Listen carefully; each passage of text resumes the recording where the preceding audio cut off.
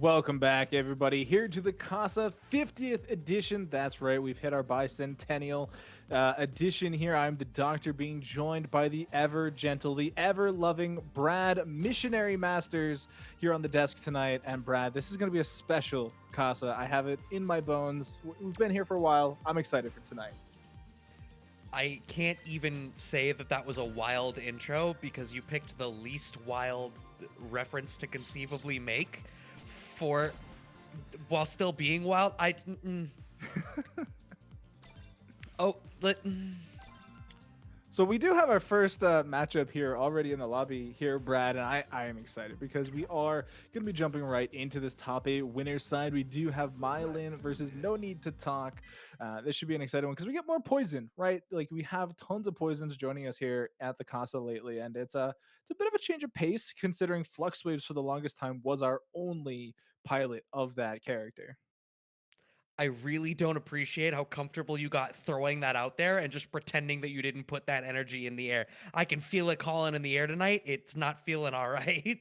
50th anniversary of Casa, indeed. Excuse me while I fix my face. Can't see it. Who I, cares? you know what? I can see it. I know it's there, but we're going to get Mylin on the Laura and No Need to Talk on the Kage. I'm sorry. You talked about the poison that you liked. You're not going to get it. Nope. It's the Laura, which it's still acceptable, right? We got the costume code in there. Now, are you ready, Brad, for some random number generator action here? We got EX Tatsu's on deck. I'm sure we have some maybe EX claps as well. Just all kinds of fun, healthy Street Fighter V loving. Yeah, all I know is No Need to Talk is a Grandmaster rank, so whatever EX Tatsus we see are very clearly calculated. There's a calculated V-shift, but getting the counter hit, light punch elbow as Mylin cleans out what will be a lower ass round. No, it's looking like, okay. Finishing it off anyway. I was anticipating the heavy punch elbow to finish out the combo in the corner, but we did not see it. Doesn't matter, still looking like a Laura round. Yeah, pretty solid stuff right at the gate too, because Kage, not the most representative character, or not most represented character. We do see a couple here and there, but they just don't get a lot of love, right? They've been buffed a little bit here and there. I think this patch they're doing okay, but just the general character doesn't seem to fit with a lot of people's playstyles. But Laura just runs you over like a complete dump truck. I think with respect to Kage, one of the difficulties, right, is you're always going to be evaluated in the realm of other Shotos. And Akuma still does a better job of being like the rushdown Shoto than you do. And Ryu got far more buffs than you did, so he's the new exciting Shoto. So you're just kind of left being like, yeah, you're like the evil Ryu. You fill a similar niche. You got some crazy V-trigger stuff, but like people have seen the Twitter videos. We're going to see if No Need to Talk is able to make something happen. No whiff punish on the forward Fierce. There's a lot of recovery on that normal. You need to be ready. There's the neutral jump. Has to V-shift back. The V-trigger means you still have to eat this meaty stand Fierce. And No Need to Talk still managing to try to drive. Finds the low profile underneath the fireball. See, all you had to do was low forward. That was the safer option. There's the cross-cut DP to close out the round. That was a nice recovery there. For a lot of that, it seemed like Mylin was going to be able to, keep control. The V-shift into V-reversal kind of stymied that a little bit, and it gave No Need the opportunity to run it back with, like you said, the low forward, the nice cross-cut DP to close it out, but they are very quickly finding that Stumbar rising EX reversal out of the corner, and we're back to mid-screen. Yep, there's the jump out. No anti-airs there from Mylin, and No Need to Talk is in the driver's seat. A hair here, tries to counter poke through the fireball, does not get it, has to V-shift out once again, but is finding these spots to utilize the V-system to try to keep themselves alive and out of the mix. And that's going to be critically important here. Yeah, they are just a very small pixel away from being able to activate their trigger as well, which we haven't yet seen here this game. So does get the nice little conversion here. No activation just yet. There it is. Into the corner we go, and now it's time to make you a quitter clip as they get knocked down. Gets the counter hit, and that will do it. Game 1 going the way of No Need to Talk. I was going to say that you need to be mindful of the Game Shark looking one frame wake up jab reversal. No Need to Talk, leaving exactly enough room on the meaties on wake up to make sure that Mylin does not have the opportunity to hit buttons, because Laura's path to victory there is going to be, a stand jab counter hit into V-trigger activation and mounting some comeback off of that, or trying to be defensive and finding the room for an activation off of like a forward fierce or spinning medium kick. You cannot give them the room to make that happen, and No Need to Talk did not do that. Yeah, and I mean, starting game one off is a huge advantage because now it's forcing the Laura to be the one to make these plays, to make these reads out, and get something going for themselves. Whereas the other way around, it kind of puts Mylan in a little bit of a more comfortable position. They have the advantage; they can do some funky plays if they so want, instead of having to push the tempo, push the speed of the game, and break it their way. Okay, we got some diet throw loops. Oh, a jump over. Another non-anti-air there from Mylan. A lot of respect to this diet kick, but nice cross under, finding the trip guard, and closing out a round as well is Mylan. But I feel like outside of that first round, Mylan has not had any of those really big runaway rounds from Laura. All the times you talked about how No Need to Talk felt like it was just barely kind of on the verge of losing it, but I feel like being able to still straddle that line is huge against Laura. Because if she gets the ability to run away with it, she's going to. Yeah, where, like you said, you need to talk. He's keeping on pace. Great usage of the V system as well to get out of a lot of situations. That was the first unsuccessful V shift in a minute. So it's really gone a long way. And, we've only seen one activation, but Noni doesn't need it because you're just getting better production out of your normals, your specials, everything coming together. And it's, kind of putting up a wall. And the V system just, complements it so nicely. Would you say, actually, Brad, that Kage is like the Alex of Shotos? Ever since you said Twitter clip, it's just been fumbling around in my brain. I mean, Kage is, if any Shoto in Street Fighter V is going to get that descriptor, it's probably Kage. I don't know that that makes it a good comparison, but if it's being levied against anybody who is a Shoto, it's probably Kage. One game apiece as Mylan is able to clean out that second game as we contemplate the philosophical and ethical ramifications of calling Kage the Shoto Alex. What could possibly go wrong is we do get another well-thought-out Tatsu there from No Need to Talk. It does get a little bit punished, and so we do find ourselves still mid-screen, actually. We've spent a lot of time here, back and forth. Nobody's really been able to, super take control of the corner like we see a lot of times. Both players having lots of room to work with here. Huge crush counter, though, from Mylan. I think part of that has been that No Need to Talk is, okay, that's maybe the first anti-air that we're really seeing represented from Mylan, and maybe that's representative of Mylan feeling more comfortable challenging that forward dash there with the standing roundhouse. The double crouch strong counter hit combo. We wake up DP through the meat of fireballs. I know that you're going to try to cheat an extra turn with it. There's the corpse hop, has the V-shift, back does Mylan. The whiff punish. Ooh, we not doing any random Tatsus. I know that you're going to whiff some stuff, has to deal with this corner offense. V reversal there from Mylan to get through the plus frames. A lot of gray life here for No Need to Talk. Finds the low forward once again, but that's a drop combo. Nah, it's just an NA reset, Brad. You should know okay, all we take about those. And that was really nice series of events there for No Need to Talk. I mean, lots of things happened, and they just came out ahead every single time, taking full advantage of the scramble. And even once that V reversal came out, putting them on a fraction of HP, Mylan wasn't able to get that last hit they needed to close out the round.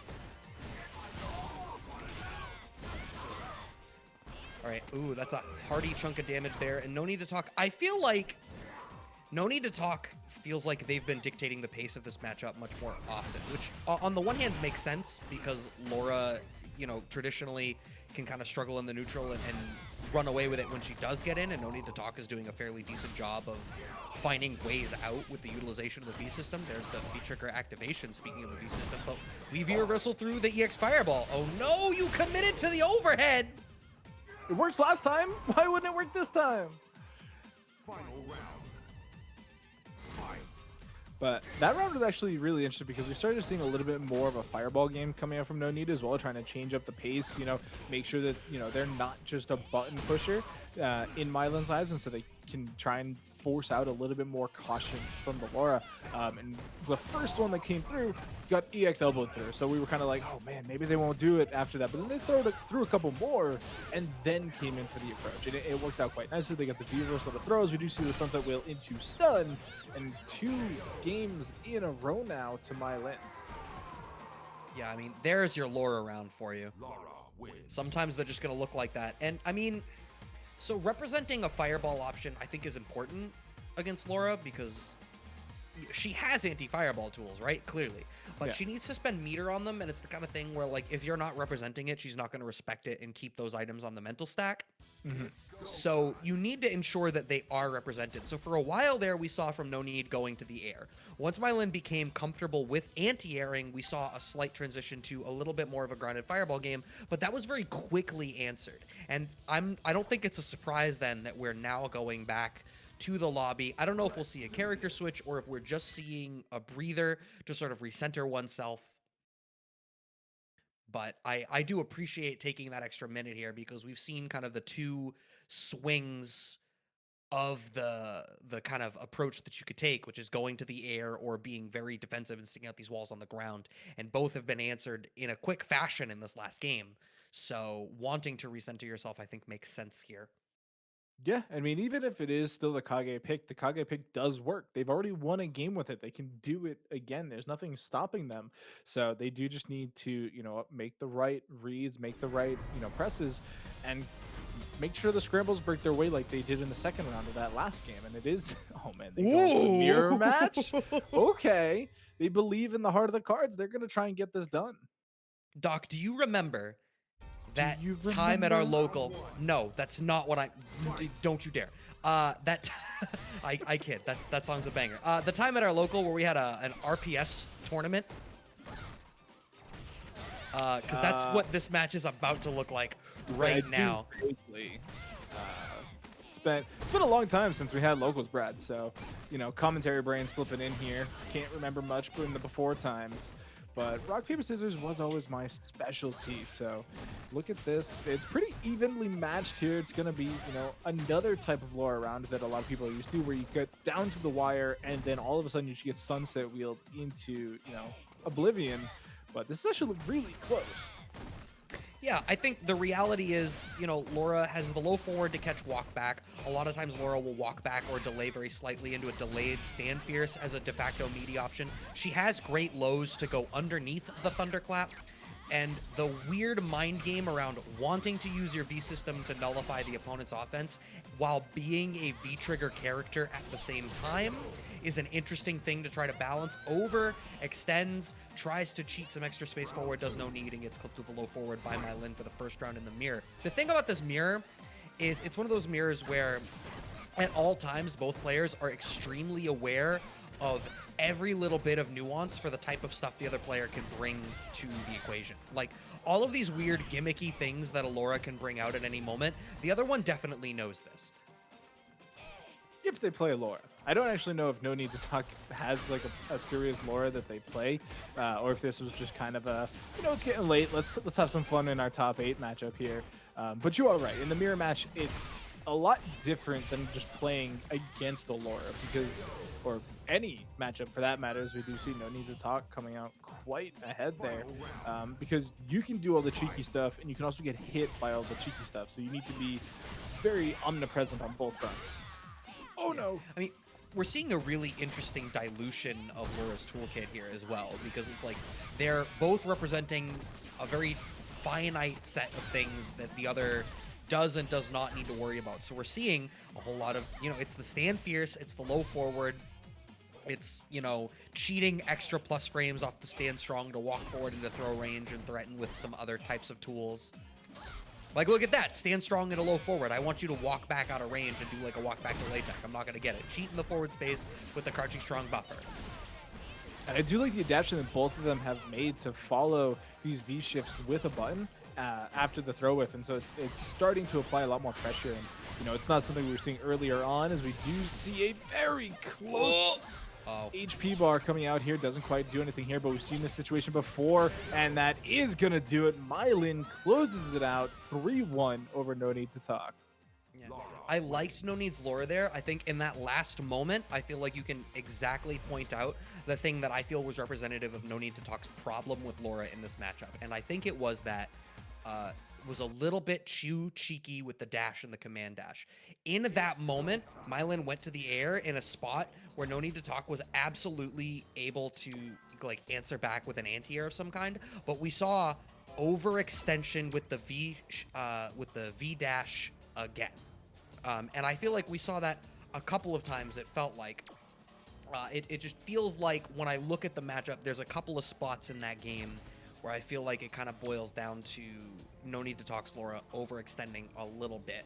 And it's rough to see that when, in the process of it, this was you're down 2-1 in a 3 out of 5 set and you're trying to make this stuff happen. Looks to me as though we are transitioning down to our losers top 16. Tell you what, it's the 50th Casa bracket. We've been running things for like a year now. We've all been down here for a little while. Yeah. Top 8's been pretty securely just the top 8 matches, but I think today we're going to give you a little bit extra. Losers bracket, lagging a little bit behind, but as far as I'm concerned, that just means we got some extra matches as we are preparing to load in Flux Waves. There's K Money, Sim God, and this is to get into losers side top 8. The winner of this plays Child 233. Carlton Banks is waiting on the other side of losers top 8 to play the winner of Metro M and Tortilla Jones. I don't know if that's happening off stream or if we're also going to be able to show you guys that one, but that is all of the stuff coming at you today. Waiting still in the winner's side top 8. Opposite Mylan in the winners finals right now is NYC Furby and Dill's on fire. So we got plenty of matches still to go. Flux Waves bringing out the Mika straight away against the Sim. Doesn't want to play any type of slow and methodical game. No, just wants to get in there, run the mix, blow up Sim with a vortexy grappler character. This is the matchup that Flux Waves wants to make it into this top 8. Yeah, it makes sense, right? Because, we've seen the other matchup. We've seen the Poison matchup here, especially when Flux plays against Art for the umpteenth time here at the Casa.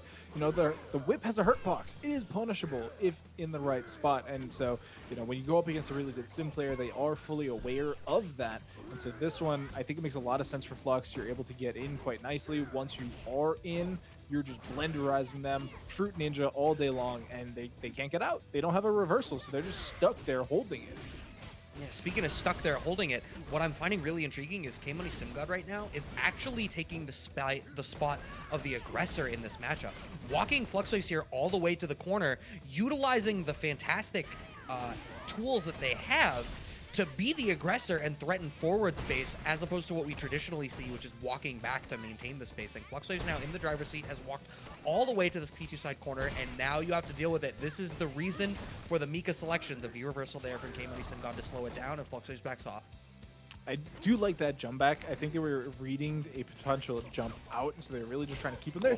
That connected? Are you kidding me? That connected too? Oh, Jesus, what is happening? And it's the last little toe bean to come through for K-Money that takes round 1. Did you say toe bean?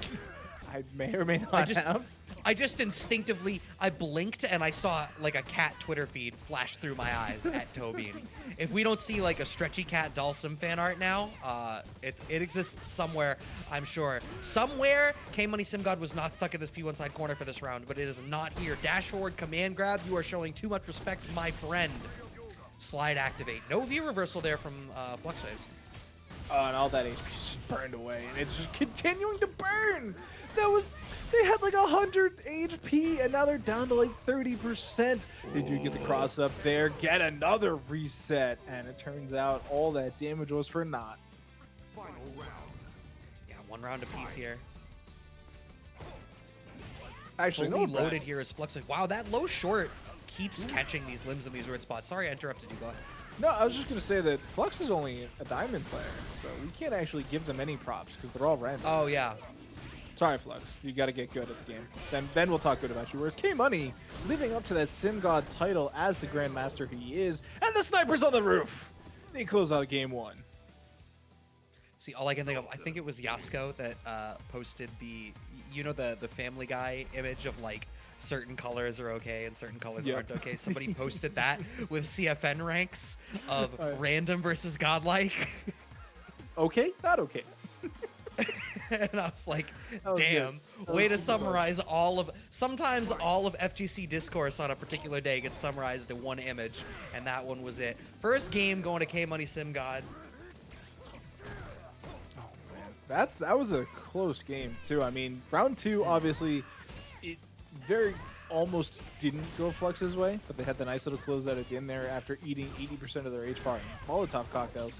But this, the rounds that K-Money, one, were super dominant. Like, they were hyper aggressive from the Dulcim. They were very punishing to Flux on this Mika pick. And now he's thrown back into the corner. He has to hold this, zoner, by the way, mix. Yeah, I think, okay. Oh, Nadeshko comes out to help. All right, we need, that throw should do it. Yes, it does. Fluxwave's taking the round. I think it seems like, I mean, this has the possibility to air Fluxwave's way, right? Like, it's a 3 out of 5, and the longer it goes, the better a sense Fluxwaves is going to have of the way K-Money is approaching the neutral. So it is beholden upon K-Money to either keep things loose and make smart adaptations, or to really change things up on the fly. Went for shooting on the roof, but Fluxwaves had air support, got out with the chopper. Ooh, great whip punish. Zoner, by the way, gets the 7 golden letters. It's a tough round to lose for Fluxwaves, honestly. You had a really nice couple of punish opportunities there. The 2 snipers just not connecting, really potentially causing a problem for K-Money, but Flux wasn't able to get the punish they were looking for. They get stunned up, and, they do end up losing the round. And this round so far, it's looking like it could be very much the same. This Mika pick is having a really, really hard time getting in. I mean, part of it is the Mika pick, but I want to give credit to K-Money here. K-Money's movement has been absolutely fantastic. I have no idea how you're supposed to pin K-Money down here. Like, all right, you're going to deal with Nadeshko. This is going to be a view reversal. The second you see Nadeshko come out, there it is. Oh, but did something that you shouldn't have, and the counter hit stands strong. Just like that, Fluxwaves is back in. I thought you were ready. Now you overextended. Sweep activate. You should not. The one time that you should have put a Bible's distance between your gas pedal and the floor of your vehicle, and you did not. I don't even understand that reference at all. But there were like 3 things at play there at one point. The fact of the matter is, K-Money takes the game 1-1. Wait, that was to get it to top 8. That's done. Oh my God! Wait, no, that's right. That wasn't 1-1. I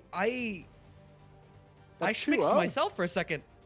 That's 2-0 to K-Money, securing a top 8 spot in loser's side against Child. Wow. I totally blanked it wasn't top 8 either, Brad. I'm going to be fully honest with you. I was about to say how Flux was coming back to character select. We're going to see the poison. All the thoughts in my head were going that way. And then they left, and I was like, oh, yeah. This was to get into top 8, which is actually a huge W there for K-Money. I mean, Fluxwaves, tournament champion in the past, very strong player here. K-Money just coming out ahead here. Right. Better player on the day. Looking good. They do have to play a Balrog now, though, so we'll have to see if their movement is +or -4. Yeah, I don't know. I mean, we're gonna have to evaluate it. I think the crossover of +/-4 and random is too much for my meme-tastical brain today, so I think I might have to take that match seriously. We are loading in Del's on Fire versus NYC Furby, which is the other half of our winner's side top 8, so please forgive us as we jump around. Speaking of jumping around, if while we're waiting for the load in, some of y'all want to jump over to the match arena, we got Casa SFV 50 because it is the 50th Street Fighter event that we are putting on, since we have all been forced on to CFN, sequestered into our own homes, forced to engage in online net play. But you know what? After 50 events, I'm still glad that we have something that we can be bringing you guys, and we're bringing you some fantastic high-level Street Fighter 5 action. There are obviously also some sponsor quests that you can go to show some love if you want to show a little bit more, or if you feel so kind as to put some of your own money into the pot. Obviously, you are welcome to do that as well. But that money does go to the players. I'm sure by now all of you... Right, I'm sure all of you know the spiel about Matcherino at this point, frankly. You know some of my favorite ad reads that I've done, Brad, are the ones where somebody just plays the idiot, right? So they come in and be like, hey, have you heard of this fantastic service that gives money for free, no questions asked? And what's that, doctor? It's Matcherino. You just input a code and they just put 50 cents into the prize pool. It is insane. It doesn't make any sense. It's literally magic. And I don't know how they do it. And you sit here and you go, you know what, doc? That's freaking amazing. Let us get at that code in there and let us support these players, because they are putting in the hard work, playing here tonight, making sure that everybody has a show to watch, because, man, man, do I love watching it. I am gonna point out that you just secretly did an ad read by talking about liking that style of ad read. That's why I'm a professional, Brad. I see you.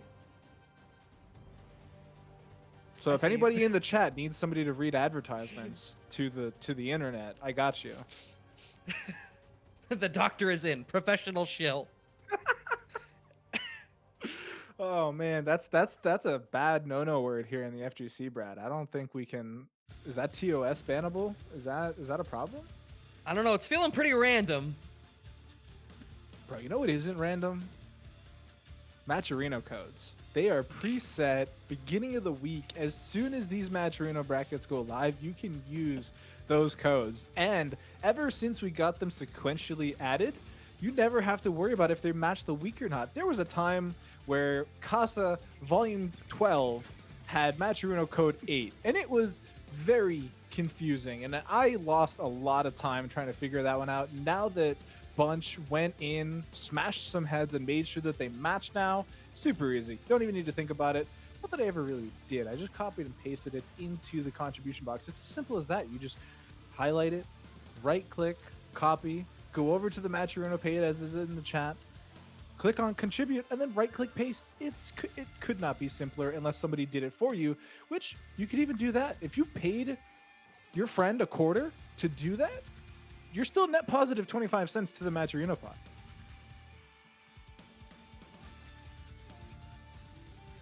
But like, why would you do that? I'm saying that would be even easier than copying and pasting the code yourself. Plus, if you have kids, right? Like, Brad, I know you're not a parent yet, but like, if you have kids, they'll do anything for a quarter. Like, you'd be like, hey, I need a bottle of water. I'll give you a quarter. They'll do it. As a former child, I'm a professional in the matter. Right, but when you were a kid, there weren't smartphones yet. True. And like, you could, when you were at a store, they had those like machines where you could put a quarter in and get like a rub-on tattoo or a super bouncy ball or like some of that stuff. None of that. They don't got that stuff anymore. I don't know for sure that kids give a damn about just a quarter anymore, man. There's inflation out there. Yeah, I was gonna say inflation. You know, now it's $1, so it's a little bit more painful in the wallet, but it can still happen. I don't know. You got me all kinds of tilted. Bro, we got what? Yeah, it looks like we're loading. Yeah, we're loading into the loser side instead. I don't know. It looks like we have to wait a little bit on the Arturo match. So instead, we have Metro M, who took it over Tortilla Jones apparently, which means that we should be getting Metro M versus Carlton Banks. They have free apps now. There's no such thing as a free app. Every app has like some sort of crazy purchase. The scariest thing in the world is a kid on my phone with a gacha game. Actually, Brad, you know what app is totally free and really amazing and a big supporter of us here in the FGC? Twitter.com?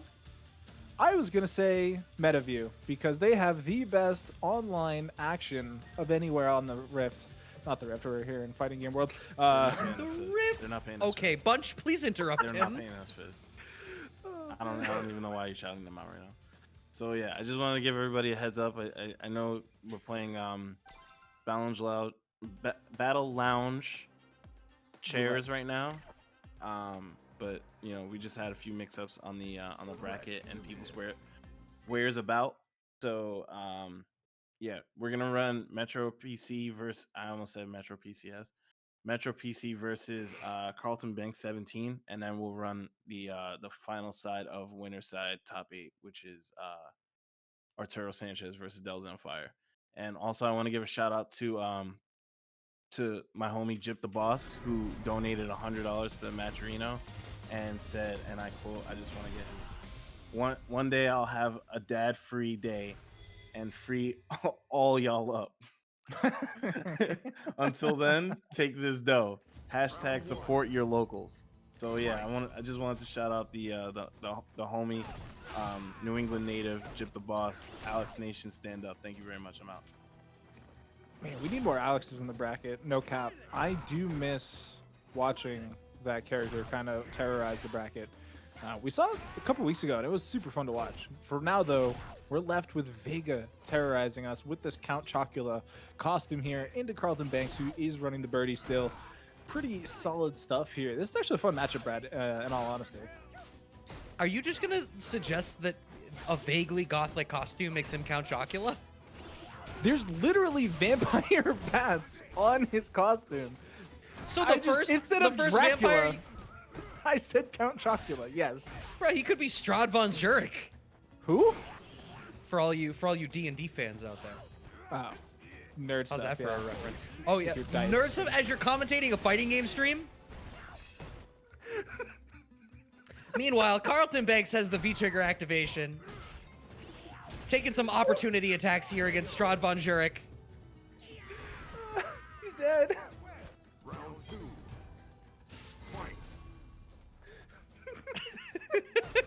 God damn it.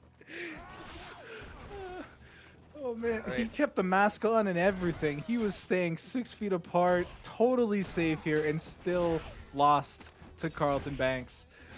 Looking to get grabbed up again, chained up, even going for the EX wall bounce. Just feeling a little distant so far. You know how I know that we're watching an American tournament, not a European one? Because Vega wore the mask and he still lost. That was way too real. Welcome. That was too depressing. Carlton Banks in the driver's seat. Ooh, the check on the cheeky command grab, though, as Metro M. The life lead, and this is a great spot to be in as a claw player. Yeah, you got the life lead. You're chilling. You're hanging out. 6 feet apart, like I said earlier. But Carlton trying to go to the newly decided CDC regulation of 3 feet as he just smashes through that barrier, eats a hot pepper, and now we got the mix. What's it gonna be? Gets the grab, breaks off the claw. The breakout though from Metro is huge. That was so deep too. What is he doing? Gets the grab. He's dead? No. No. Birdie He's got some HP birdie bar. health. Yeah. Oh, the back throw. Okay, fishes for that was like an attempt to blow up a button on Wake Up, I suppose, and got command grabbed a second time. Metro not respecting even the 3 feet, going in for the hug, even though everybody knows it's all about the elbow daps now. True. I was a big believer. Actually, I'm a fist bump guy, but I do believe in elbows. But they're fragile. Like, you ever accidentally hit your funny bone doing that? It is just not the way. But so far, just a bunch of gray life being burnt away here. Nobody really getting that first blood yet. There it is, though. They traded for it. Yeah, I think Metro M is, oh no, gets challenged, and Carlton Banks walking him into the corner. Nice dash forward underneath the jump out, and that's critical. It's going to let Metro M slowly walk back. You have this whole screen to try to actually poke away. This is like your classic death by 1,000 cuts. Yeah, and it's not super tough for Carlton to break through, as we saw in round one. But something we've noticed with Carlton these last couple weeks is sometimes they just kind of get into their own head, right? Like, they'll have this hyper-aggressive round one. It works super well in their favor. They do stuff like this and really turn it around. And then something just, they get like counter hit, or they get crush countered, and they kind of fall back within themselves, and they don't quite hit the buttons the same. And it gives players, especially Metro, the advantage to be able to just run up, do stuff like that, or play the keep away game. Yeah, I mean, there's definitely an element of mental fortitude to how well a player can do in a tense situation in a tournament. Like, that's part of that sort of X factor that you see with, established tournament veterans. When they're in that situation where it's make or break, they don't crack as much. Oh my god! But there's 5 seconds left. What are you gonna do? Gets the forward throw. You still don't have the life lead. You only have 2 seconds left. That's gonna clinch it out. Metro M takes it on the timeout. How many rounds do we see Carlton Banks getting timed out on? Because I feel like it's crazy, right? Carlton Banks seems so patient as a player, and it's a shame because it feels as though, as patient as they are sometimes patient in a situation wherein they should be a little bit more hot under the collar. Yeah, I think we're just going to have to institute a timeout corner here at the Casa, because after last week, we've already seen 2 timeouts this week. We're really stacking up those numbers, and it's unprecedented times, to say the least, as Carlton, once again, holding back, trying to get a little bit antsy, though, but Metro was ready for it. Yeah, I mean, this is one of those transactional matchups, which is the way I describe a lot of these, where you're going to eat a certain amount of health on your way in, and your duty is once you are in and running your own offense, you need to get more. If you're in this position as Carlton Banks, this is awful. You basically have one chance to make everything happen. It hinges on a big V-trigger activation and then one or two great reads, at least. You need a perfect Twitter-looking sequence, or you can get hit by the EX Barcelona for cheating forward. Thankfully, Metro M is a grandmaster player, so that's not random. That's smart as hell. Calculated. I mean, that comeback was almost impossible anyway, because like you said, it was a one-hit game.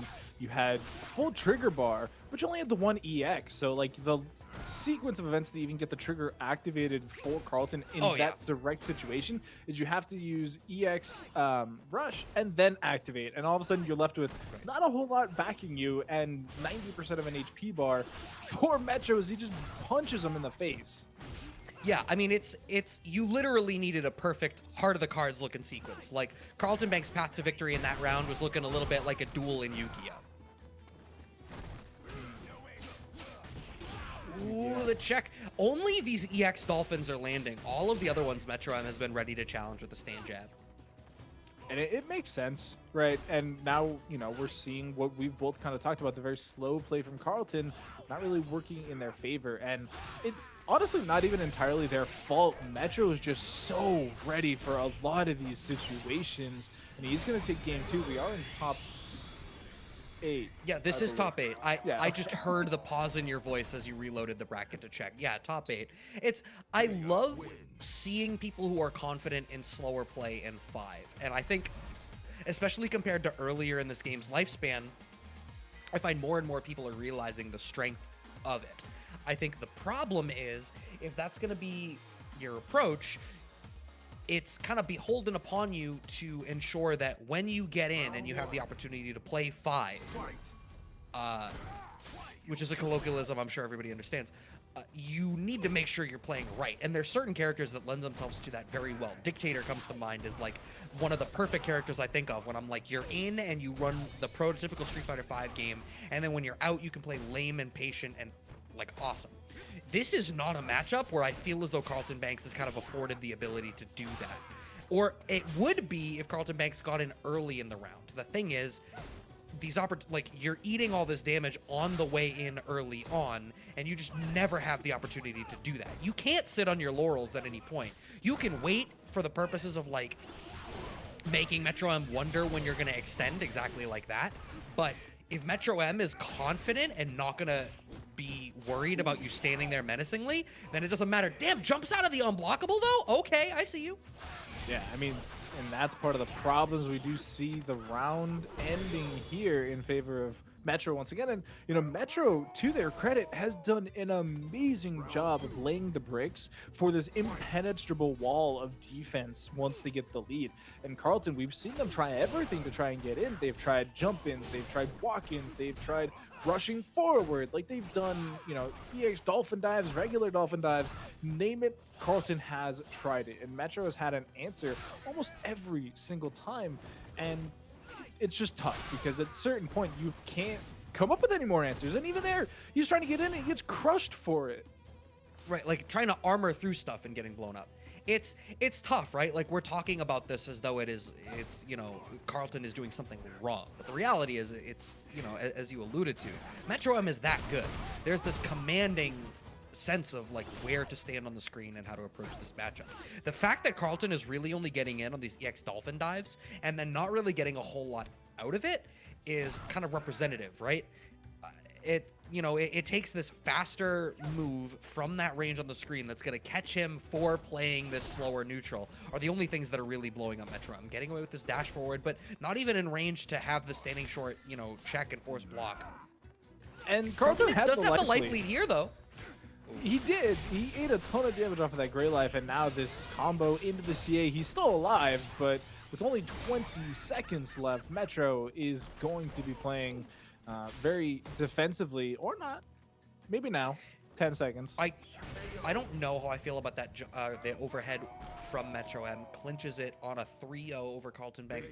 I do not know how I feel about that jump forward there from Carlton Banks. I find myself wondering what the read was. Like, that's a call that you make very specifically. And if it was a read against command grab, I feel like there are probably other choices. Maybe you're worried about doing a backdash because you're going to get like crush countered, but if you don't get crush countered because you get hit out of your pre-jump frames, you're still dead. So, you know, I just kind of wonder. And the reason that I wonder is obviously with that jump, there was not a punish on the whiffed grab. So, unfortunately, Carlton Banks is out at 7th place, but a great showing from them. And Carlton Banks has, you know, had a couple of really deep runs so far and has been in the chat all the time. So a big supporter. Thank you so much for coming out and continuing to come out. And Metro M gets to move on to play No Need to Talk, who obviously went down 3-1 on my Lin. So, I mean, who knows what matchup we're going to see there, right? Metro M has the Claw. No Need to Talk could bring out the Laura, could bring out the Kage. I think there's other characters as well. Yeah, I don't know. Okay. We'll get there. We'll get there. Carlton in the chat though, Brad, is actually answering your question about what they were Jumping command attempting. grab. Okay. Yeah. So we get a little bit of insight there. So you know, it is sad to see see Carlton fall. We are going to be heading elsewhere in the bracket. Is going to be K Money versus Child next. And you know, Brad, you know what kind of shows me that you're growing as a commentator now that we're 50 and a year in? Do tell.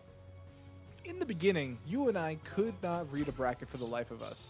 And you just correctly placed Carlton on the scoreboard there at 7th. So definitely some growth there. It's taken us a year, but we're learning. I do feel like you've made that joke before, but you know, so be it. It looks like we're getting K Money Sim God versus Child 233. We did obviously watch K Money Sim God take it over Flux Waves. We jumped down to a losers top 16 match because we just wanted to give you a little bit of extra something. And that was a really clean match on Flux Waves. But now, as you had said, going to be loading in against the Boxer. How effectively do they play around the -4 simulator? And the other thing is, what series of triggers and skills do we get out of Child? We've seen them run the entire gamut, right? We've seen skill 1, skill 2, trigger 1, trigger 2, every variation where within as well, all to varying degrees of success. So now heading into this Dalsim, who, even though we haven't seen it on K Money, actually we did see skill 2 on K Money earlier in the bracket, not against Fluxwaves where they ran skill 1, but basically we're trying to get us, they could run anything. And it looks like they're just going skill for 1, the trigger OG 1. special. Yeah, skill 1, trigger 1 I on will both say, sides. maybe this is a weird take, maybe it's not, but I feel like Boxer's V system integration is one of the best in the game. I feel like Boxer's one of the few characters in the game where legitimately you could make kind of any loadout in the V system work, and they all kind of have their places. You know, obviously skill 1, trigger 1 is kind of the classic that we've been seeing for so long, but the other ones both, you know, all have their place. Yeah, and I mean, okay. I'm sure there are other characters that you can interchangeably use all of their V system, but I do think you are correct in reading that Balrog probably has one of, if not the best, balance around all of them, as we do get 2 V reversals in a row from Child. Okay. K Money Sim God using that fantastic movement I had talked about again, but the V shift back through the Gale from Child. Ooh, the tricky stuff gets the V skill overhead and now has the life lead, forcing, ooh, we answer V reversal on V reversal, and I love that from Child, wanting to make sure that Child stays in the driver's seat, and that's a really interesting call, because it tells me that, I mean, obviously you could have eaten the V reversal and just been content to kind of go back and sit on your life lead and deal with whatever may have come after the fact, but no. Child does not want to afford K Money Sim God back whatsoever. Yeah, it also pushed him deeper into the corner. Was the automatic hit to give the Gray Life as well, so at that point any hit would have closed out the round instead of, you know, potentially taking 2 hits, as he actually punishes the V shift there with the Gale and just keeps applying the pressure. Child very low on HP and even gets interrupted here. Okay, goes for the dive and caught low. K Money Sim God cleaning out with a pretty clean round on their behalf opposite Child here as we go 1 round apiece. Yeah, one thing I'm noticing from K Money is their offensive sim is very on point. They know when to trigger to push the buttons. And not literally. I mean, like they know when to apply pressure, and it's worked out very cleanly into realistically two very aggressive matchups. First, the Mika at the beginning of our power block, and then also into this Balrog so far. I mean, even the round that Child won was pretty close. He could have gone either way, really. Yeah, I mean, it's the same thing at the very start of the match against Flux Waves.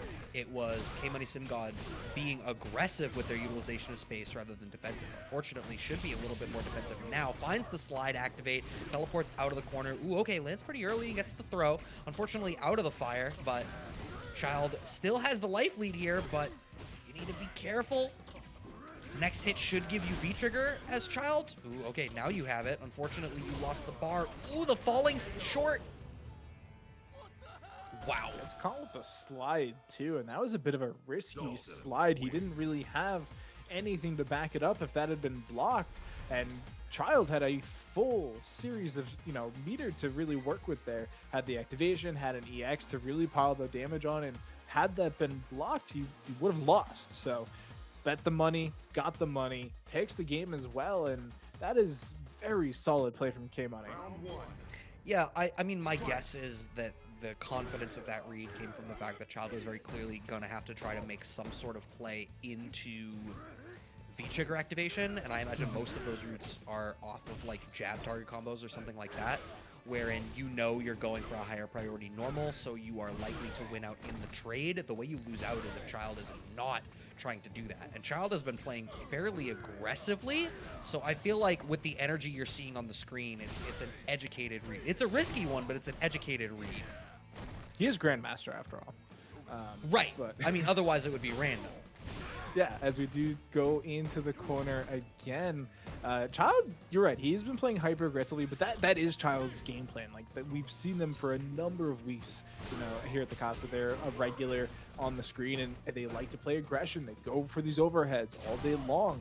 They're the first time we saw them here at the Casa, it felt like every other button they were pushing was an overhead, and so they kind of coined themselves as this not just boxer player, but like aggressive boxer player. And so K Money recognizing that, playing off of that, and taking advantage of it has been working in their favor.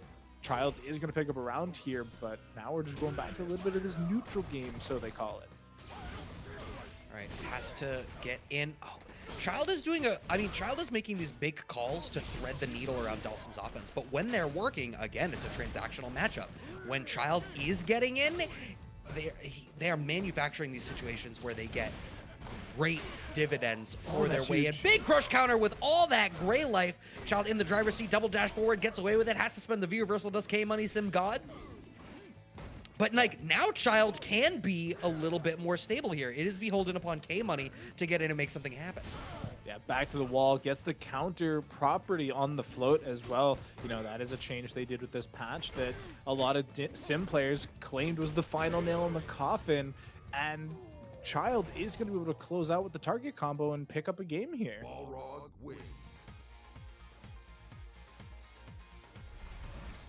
Okay, one game apiece. I think one of the things that Child did there is, I think that first round, it felt like Child played a little bit more solid. There was still, an inherent aggression, but I think there was more, I don't want to say linearity in the sense that sounds negative, but it was more stable in the sense of like, all right, let's transition back to the stuff that we know works and play around these solid vectors, versus now, okay, Child was whiffing a lot of buttons there. I wonder if this was a lot of wish punishment.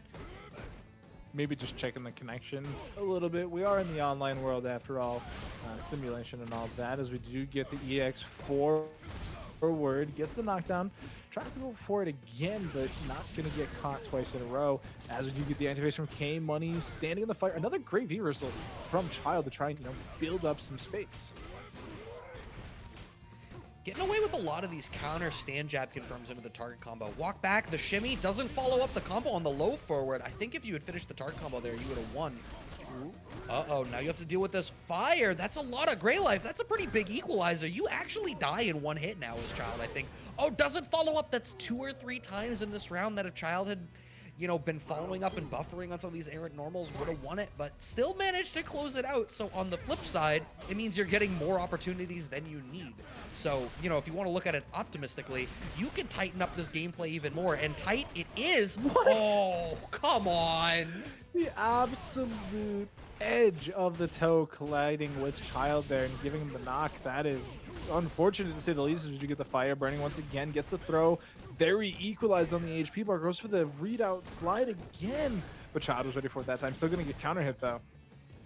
Right, the V reversal has to weather the storm of this offense. That is going to be the CA activation. Not going to be it though. That Gale hitting hella meaty, but the snipers on the roof. The Yoga Sniper working out 1 round apiece here. It's unblockable. Okay. Oh man, just taken to the corner, showing him an overhead of his own. He's gonna get the back throw, only needs a little bit more for the stun, and there it is. 2 EX bars on deck, should be able to close out quite cleanly. And Child is gonna take the lead 2-1 so far. I love Child's choice. So the back throw in the corner there, right? Like obviously, you know, whenever you see a back throw, you assume that, you know, it's like a delay throw or something. But more importantly, we had already seen that Child was willing to loop throw into throw to transition back to the advantageous position.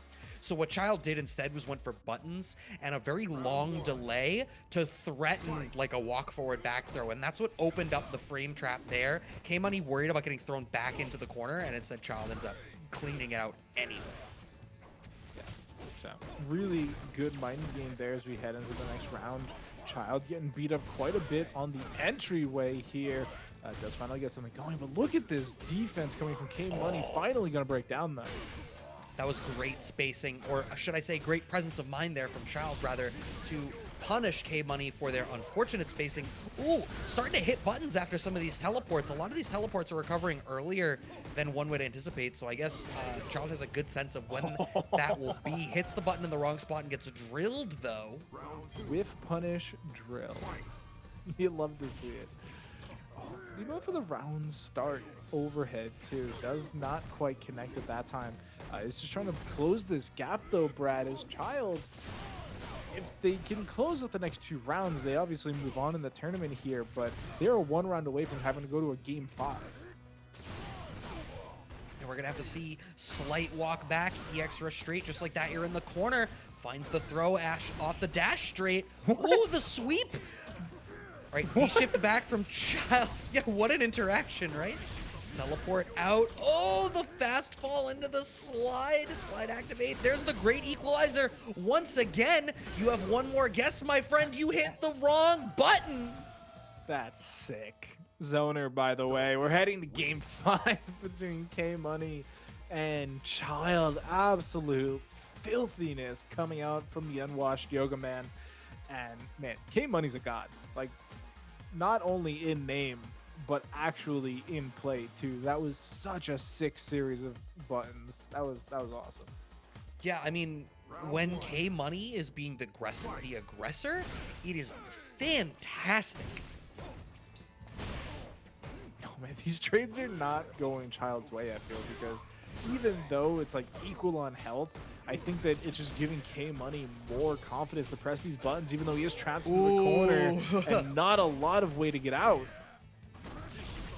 All right, slide activate. Child knows now to be mindful of this. It's been like the de facto activation route from K-Money every time. Tries to challenge the V-shift back. Ooh! Okay. Interesting!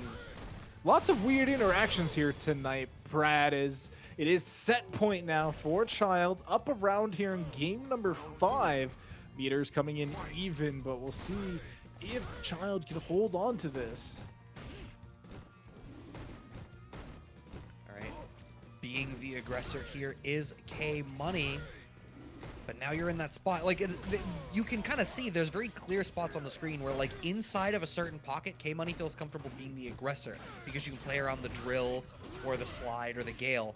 Outside of it, it's all about the interaction of K-Money's pokes versus Child's big moves to try to work their way in. And in they have gotten 3. Do I see 4? Okay, went for buttons that time. Yeah, very Good slide similar to activate. the last time. He got grabbed out of EX Rush Punch. It is possible. It can be done. And K-Money demonstrating it with the Godhood. Oh, a dropped combo on the counter hit confirm. Another drop combo. There's spaghetti everywhere, but Child is still in a decent position to make this happen. Has V-Trigger or 3 different V-Reversals, V-Shifts if you want to really go in on this round. You are so worried about that fireball. Didn't follow up on the stand jab, but uses the V skill, gets the mix up in the scramble situation after the fact, and closes it out 3-2 in a tight set over K-Money to move on. Oh my God. I feel so bad for Child because Child gets to move on to play NYC Furby. Young Art, you are running the Dulcim Gauntlet today at Casa 50. So that would mean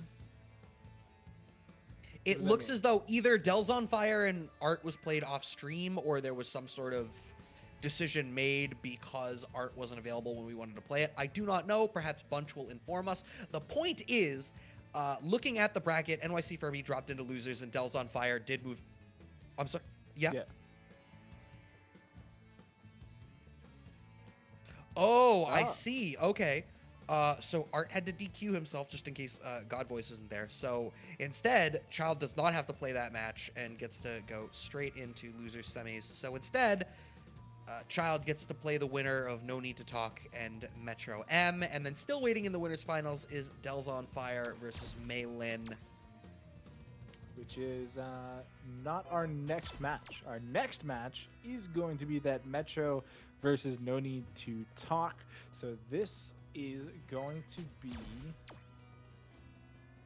Wait, is this the Vega Mirror? No, No Need to Talk in winners played Kage and Laura. Oh, so Kage, unless No Need that's what it A has a claw and B wants to play the mirror, but I don't know that you're anybody right. does that. No, you're right. My brain is just mushy. But you no, need, you know what you need? You need more grinding coffee in your veins. I do. That's all the way downstairs. So I am probably just going to crack myself another ice cold, delicious Red Bull.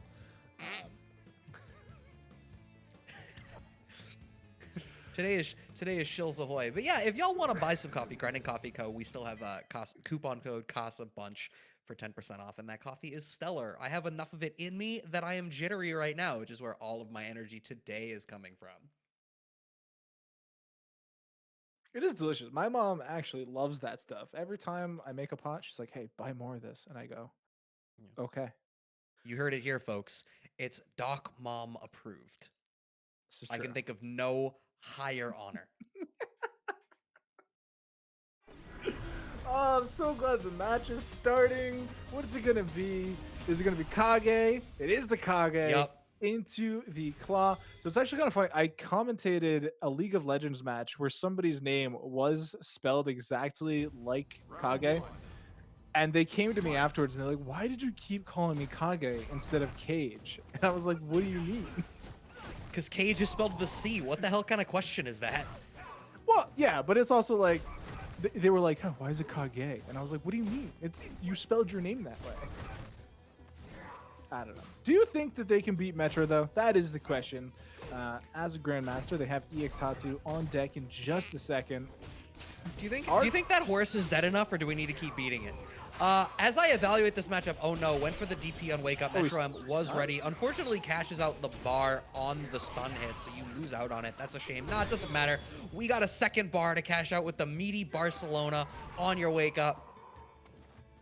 As I try to think about this matchup, right? Like, if we look at a claw matchup as another atrocious sort of death by 1,000 cuts matchup, right? I try to think about Kage's fireball game is not such that you can, you know, super greatly play outside of that range. Like, you've got Red Fire, you've got Air EX Fireball, but it's not what you traditionally associate with the fireball game. And you don't have a whole lot of life. So, like, you need to really pick your spots. Checking these forward dashes there is a great start to it, but that's another overcommitment on a DP there, and now you get hit by the unblockable.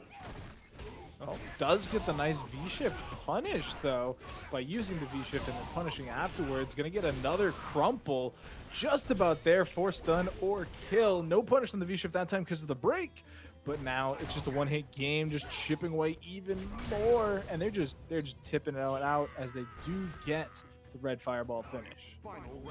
Yeah, I mean, I spoke to the Fireball game not necessarily being the best, but it's still being represented here, which A, is obviously important, and B, maybe I'm a liar because I closed out that round.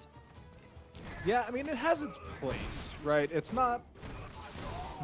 How's the best way to describe this? It's not a fireball tool. It is a... I don't know how to describe this because I know what you're trying to say, and I know what I'm trying to say. Yeah, it's just because it's not a great version of the tool doesn't mean it's not the tool. Yeah, but it's also like, you know, you can't just sit back and throw them out willy-nilly like you can with like Sagat or even Ryu to a degree. It has to be so, you know, purposeful that if you do it at the wrong time, you are gonna either get nothing at best or blown up at worst. Ooh, a big jump in as Metro M with the whip fierce, and now you're stuck in the corner, but is No Need to Talk going to be able to keep the composure for long enough? We've seen some weird stuff, blocks the EX off the wall. However, that was principally just to get out of the corner there on the side of Metro M, and this is dangerous. Finds the low jab. Is that going to close out with the one bar? Yes, it will, and No Need to Talk cleans out the first game after a couple of unfortunate drops and overcommitments in that first round sent the first round Metro M's way, but worry not, you can keep your composure and close it out anyway. Yeah, good stuff to No Need to Talk. You know, it's recovering quite nicely. I know they had a shaky first game that we saw them here on stream. We are going to be heading back to character select. Metro, I don't think will change anything. I think this is just going to be a bit of a mental reset. I don't think we've ever... I think we may have seen Trigger 2 at some point from Metro, but they've been so confident in the Trigger 1 lately that I just don't foresee that changing. So I think this is just going to be a bit of a mental reset. I mean, it could be, I actually don't recall what V-skill was being used, but sometimes you see the switch from Claw, I think, right? Yes. I believe it was skill 1 is what we saw. Speaking of skill, Brad, do you know what you can do with a modicum amount of skill? I think I know, but I'm going to let you explain it anyway. You can type !Matcherino in the chat and go ahead and copy paste Casa SFV50, that is Casa SFV50, into the contribution box, and you can put in 50 magic cents. Comes out of nowhere. It's literally poofed in from the team over at Matcherino, and it goes to support the players here tonight. And we love supporting the players here because without them, we really wouldn't have a show here, and it is going to be actually a trigger and skill change for Metro here heading into game 2. Yeah, that's interesting. I wasn't anticipating the skill change, the trigger change, I should say. I feel like the Rose still feels like it's not an awful one, and especially considering that Metro M is spending so much of this matchup in the corner, I feel like it's not uncommon that you see the Rose utilized as a way to get out of the corner, and in these gaps you'll see Slide Rose specifically as an escape tool. Yeah, no, I think you're right, and especially with Fireballs still actually being in Kage's kit, sometimes you can get a nice little cheeky punish there as well. We do get the slide activation, nothing after, so it does get the nice little connection, but the follow-up quite isn't theirs. Now we get No Need to Activate. Look at this pressure. Oh, the interrupt! Ooh, there was no need to hit buttons. It was my turn, sir. Interrupts with the crouch strong and the hit confirm after the fact as No Need to Talk closes out the round.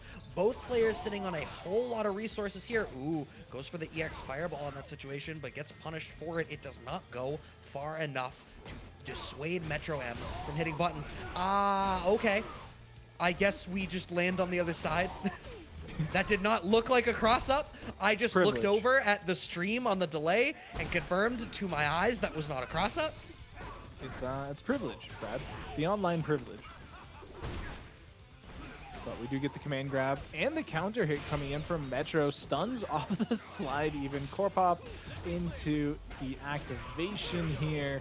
And it is going to be enough to close out the round. And look at how fully loaded they're coming into the next round with as well. One hit, 4 CA is all Metro needs. Ooh, okay, Standing Roundhouse really wants Metro M to respect this space. I feel like No Need is doing a really good job of finding these pockets to whiff punish Metro M, which is crazy as a Claw to be being whiff punished, right? Like, you're traditionally the one that's sticking out these hitboxes and dictating the pace of the matchup. We're seeing the opposite here. Stuck in the corner. I don't know what you did on Wake Up, but it was not hold back, sir.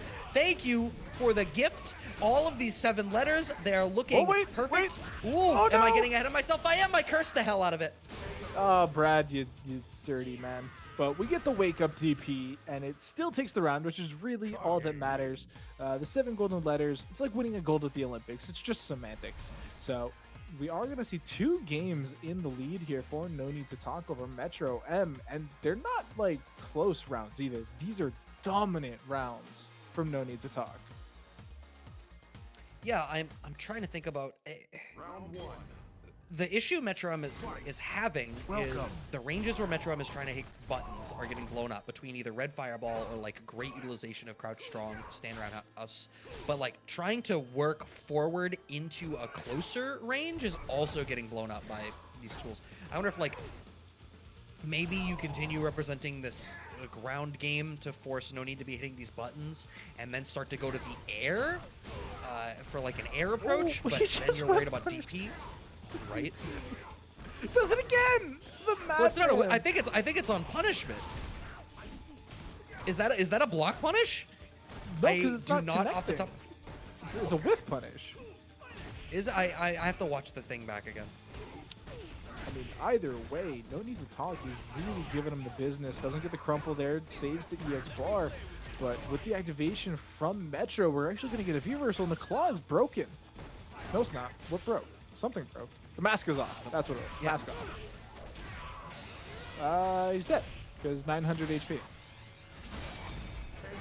All right. I was waiting because if I also said it, if I agreed with you, I was gonna curse it, and Kage was gonna find an extra 50 health. But no. Instead, Metro M finding a round for themselves, still down 2-0. No Need to Talk sitting on some resources here. I do see confirmation in the chat. That was a punish on block. That's what I thought. Which, obviously, I guess that's kind of part of the thing that makes this more difficult for Metro M. And maybe speaks to something with the matchup that I wasn't thinking about when I was trying to evaluate it in the first place. If some of your best pokes are punished on block by the DP, that's tough. That is a hard thing to ask, and No Need is obviously, knowledgeable enough in the matchup specifically to be able to punish things like that, because even if it's not common knowledge to everybody, it's knowledge to somebody. So if you get a huge crush counter into the very last bit of trigger from Metro, it evens up the life bars quite nicely. Oh, no. Chat's right, 925. I did look at the list of HP recently, and I kept some of it in my brain, but not all of it. Ooh, the slide commitment. What is the read there? I'm watching back on the playback on the stream. It's just an unfortunate sequence. You didn't even have triggers, so it's not like you're going to get slide activate or anything like that. I feel like Metro M is maybe seeming a little bit flustered here. No Need has been in really strong control of the matchup. Oh, ooh, okay. The EX tackle there. I'll guess the air-to-air even, so good stuff coming through here, but No Need keeping safe there with the V-shift. All right, much better round here for Metro. Keeping pressure applied, winning here in the HP bar, getting their, pokes going that they've been looking for this whole time, and really being able to kind of stimmy the aggression here from No Need. Maybe they finally gotten the read on them. I think the difficulty, though, is No Need has so much damage on deck once they are in. Okay, EX roll to get through the meaty fireball. There is definitely a read here. Low forward activate into a combo. Okay, oh, that was a overhead, but thankfully the back tech from Metro M keeps them safe. You have one more guess. Oh no, did you like not have charge or something? That was interesting. Oh, but notice how many times on Wake Up did Metro M go to an EX anti-fireball tool, because No Need is going to red fireball meaty in so many of those situations to create plus frames for themselves in spots where they cannot capitalize because the knockdown distance is too far away. So Metro's starting to maybe come back, Brad. We're heading back to character select once again. No need. Did have the Laura, but I don't know. I think the Kage still works, right? You got a 2-0 lead because of it.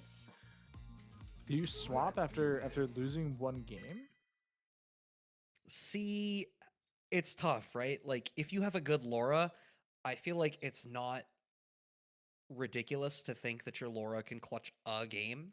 I think the thing is, if you're picking it into a claw, I my fear is that it's going to take you more than a game to get a sense for how you should be navigating the claw. Now, I say that as a player who is nowhere near as good as these other players, who are probably better able to take the reads that they have and make the adjustments from character to character. But it looks like we just went back to the lobby and are sticking to the Kage, which I do think makes sense. I don't know that a character switch is, strictly speaking, what we need to see right now to still clinch this out.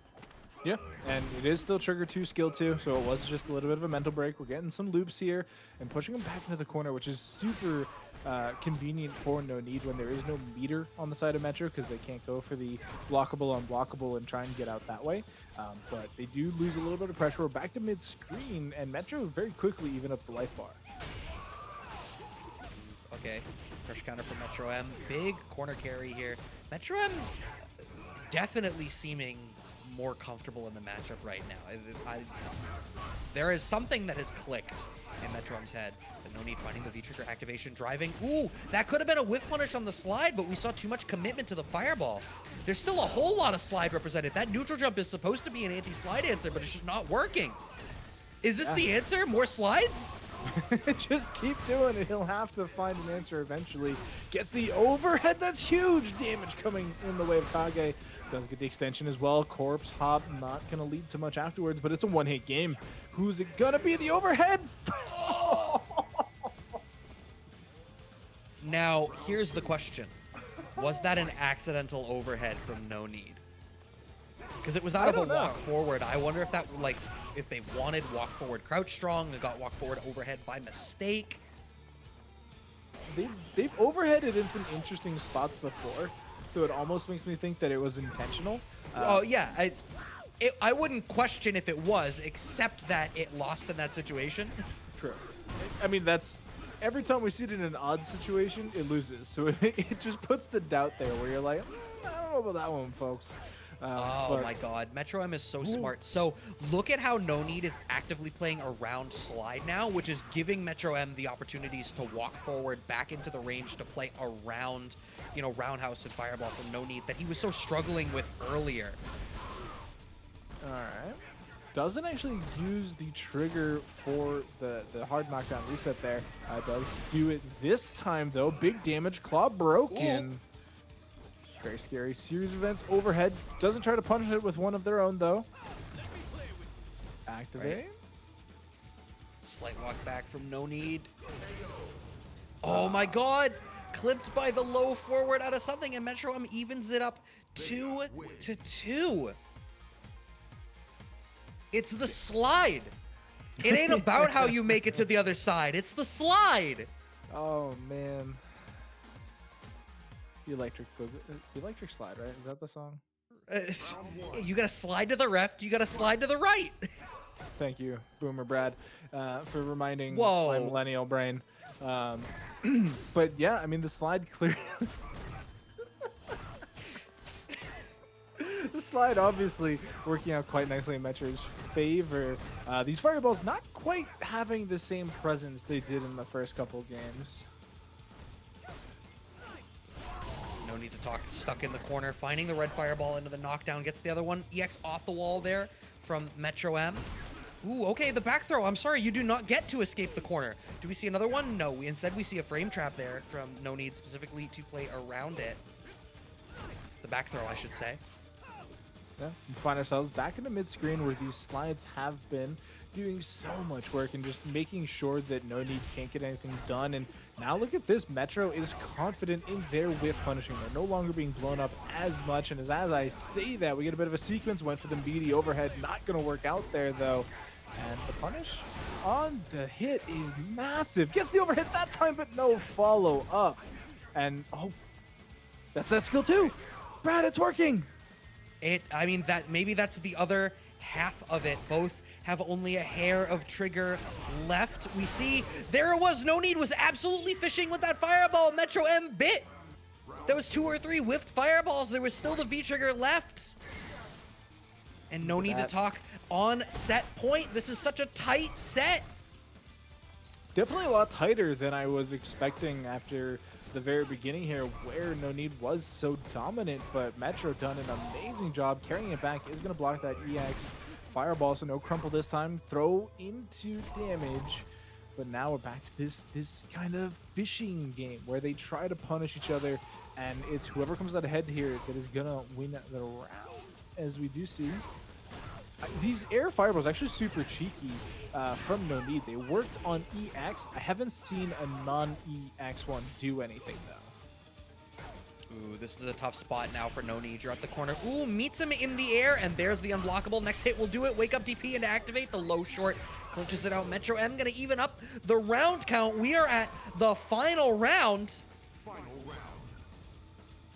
Winner take all. Loser goes home. This is loser's side, by the way, so whoever loses this round will be ending their tournament here, and this is uber close. I mean, life bars identical, meter definitely favoring Metro, but I can't say who's winning the punish game because they're both so on point right now.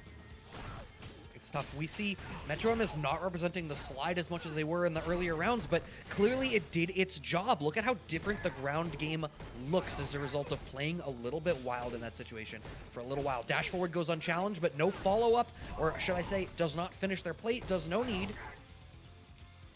I think we're going to see Metro CA soon. I can feel it in my bones. I don't know. I'm not rightly sure that I think it's the right call. I think using these EX bars for the EX moves as a way to dissuade No Need or to rapidly move around the screen if you do get cornered is a little bit more important. I don't know. Unless it's going to kill, I don't think going to CA is the right call. And as a good player, you're probably right, as we do get the activation. Oh, don't give me from that. Metro. Oh, that's right. You're what, gold? Okay. Platinum? All right, Hey! and now we're gonna see it. The question is, does it kill? Yes, it does. Metro M able to close it out. No Need to talk dies with his arms full of groceries. Full CA, full VT, unfortunately, but Metro M closes it out in a super tight set. Gets to move on to play Child in the losers semis. That's going to be sick, too. I'm super excited for that one. You know, it is going to be Child, obviously, a player that we've seen here tonight. Dodged the Sim Gauntlet by only having to play one. Now has to go up against Vega, though. So this, I don't know, because Child was definitely struggling with a bit of the zonery tools that Dawson was bringing to the table. I think if Metro kind of doesn't come in with the same confidence that we saw them ending that set with, then it might be a bit of a struggle for them to regain it. But we're going to have to wait on that because we're heading back upstairs. We are going to be getting our winner's final matchup here, which was Del's on Fire versus My Lin. So Ryu versus Laura. I mean, obviously Laura has anti-fireball tools, right? Obviously True. Ryu has an invincible reversal that Laura has to respect. I think traditionally, like, Laura's always been regarded as kind of higher tier, right? Because Ryu's historically been like the weakest Garbage. Shoto in the game. There's stuff that she has to respect, but I think maybe now going into this season, right, like the faster low forward ends up, you know, pretty good. You know, if you can find pockets where you can try to use it to low profile the thunderclaps, maybe that's good. It's just, it's so hard to like ever bet against Laura because once she does get in, like it doesn't, like you have a DP, sure, but if you guess wrong, or we could see the poison instead and it won't matter whatsoever. Brad's over All here that doing theory his crafting, dissertation. all that evaluation. He Is just, this what it's like to get hit with a mimic, Brad? Right? You plan to open the chest and all of a sudden it bites your hand off? Is that what that is? Wait, so now you're gonna hit me with the D&D reference? Okay. I mean, I'm trying to speak your nerd language to try and, you know, connect on a different level. But I see you're not into that, as we do see the match start here. Bit of a fireball game. This will be interesting because, as we talked about earlier, the whip is it does have a hurt box, so you can kind of punish it a little bit. But I don't know, Delzon's pretty quick on his feet. Yeah, running the V trigger 2, so you're gonna hear him roar.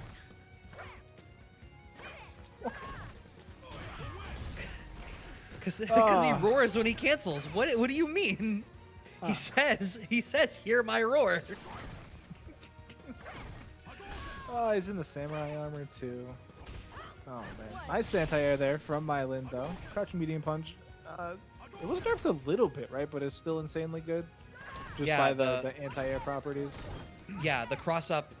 It's not as good as an anti-cross up. So, or should I say, as far as I'm aware, it does not function as an anti-cross up anymore. So.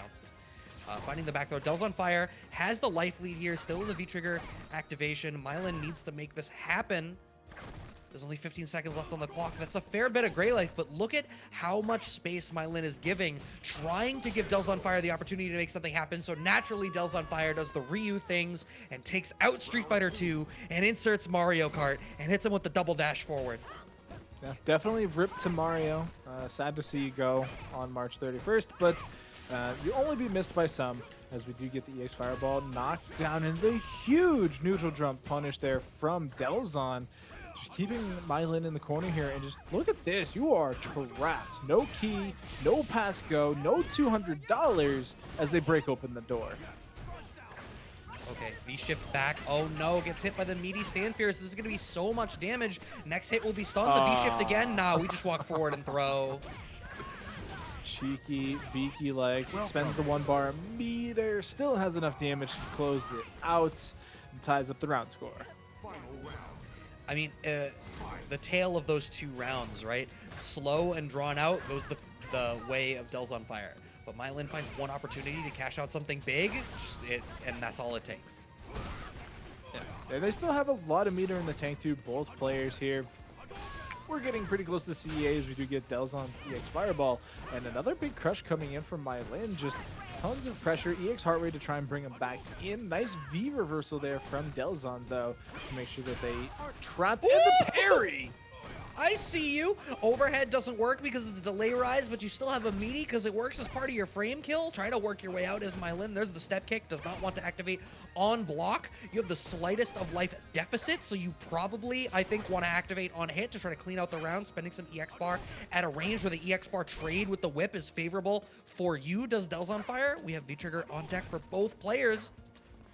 Yeah, look at that. The double dash forward. It's so quick. Ryu. It's just so lightning fast, and it's kind of tough for Mylin to punish as we do get the anti-air activation. And look at this life lead. Delzon is so prepared to just run this clock down. It's 25 seconds left here. You have a pretty massive lead. CA would have to be used from Mylin here, but you can't keep getting chipped away like this. It just makes that CA potential so much scarier. Oh, and there it is. You speak of the devil, and it shall appear. I think the difficulty was the fact that Del's on fire at that long range was getting away with all those dashes is because Del's on fire was alternating between sort of the fireballs and EX fireballs at those range where the trade works out decently, and then getting away with the double dashes because Mylin was respecting the fireball. What we saw there was the switch over as Del's on fire wanted to try to earn the dash, but Mylin was challenging much more with buttons, especially because any button in the CA would kill. So it ended up this really rough spot for Del's on fire to try to manufacture the opening they needed to reopen the life gap that was in their favor. So we do head into game 2 with that victory, and no fireball so far. Lots of button pressing. Stun is a really huge factor as it actually gets triggered.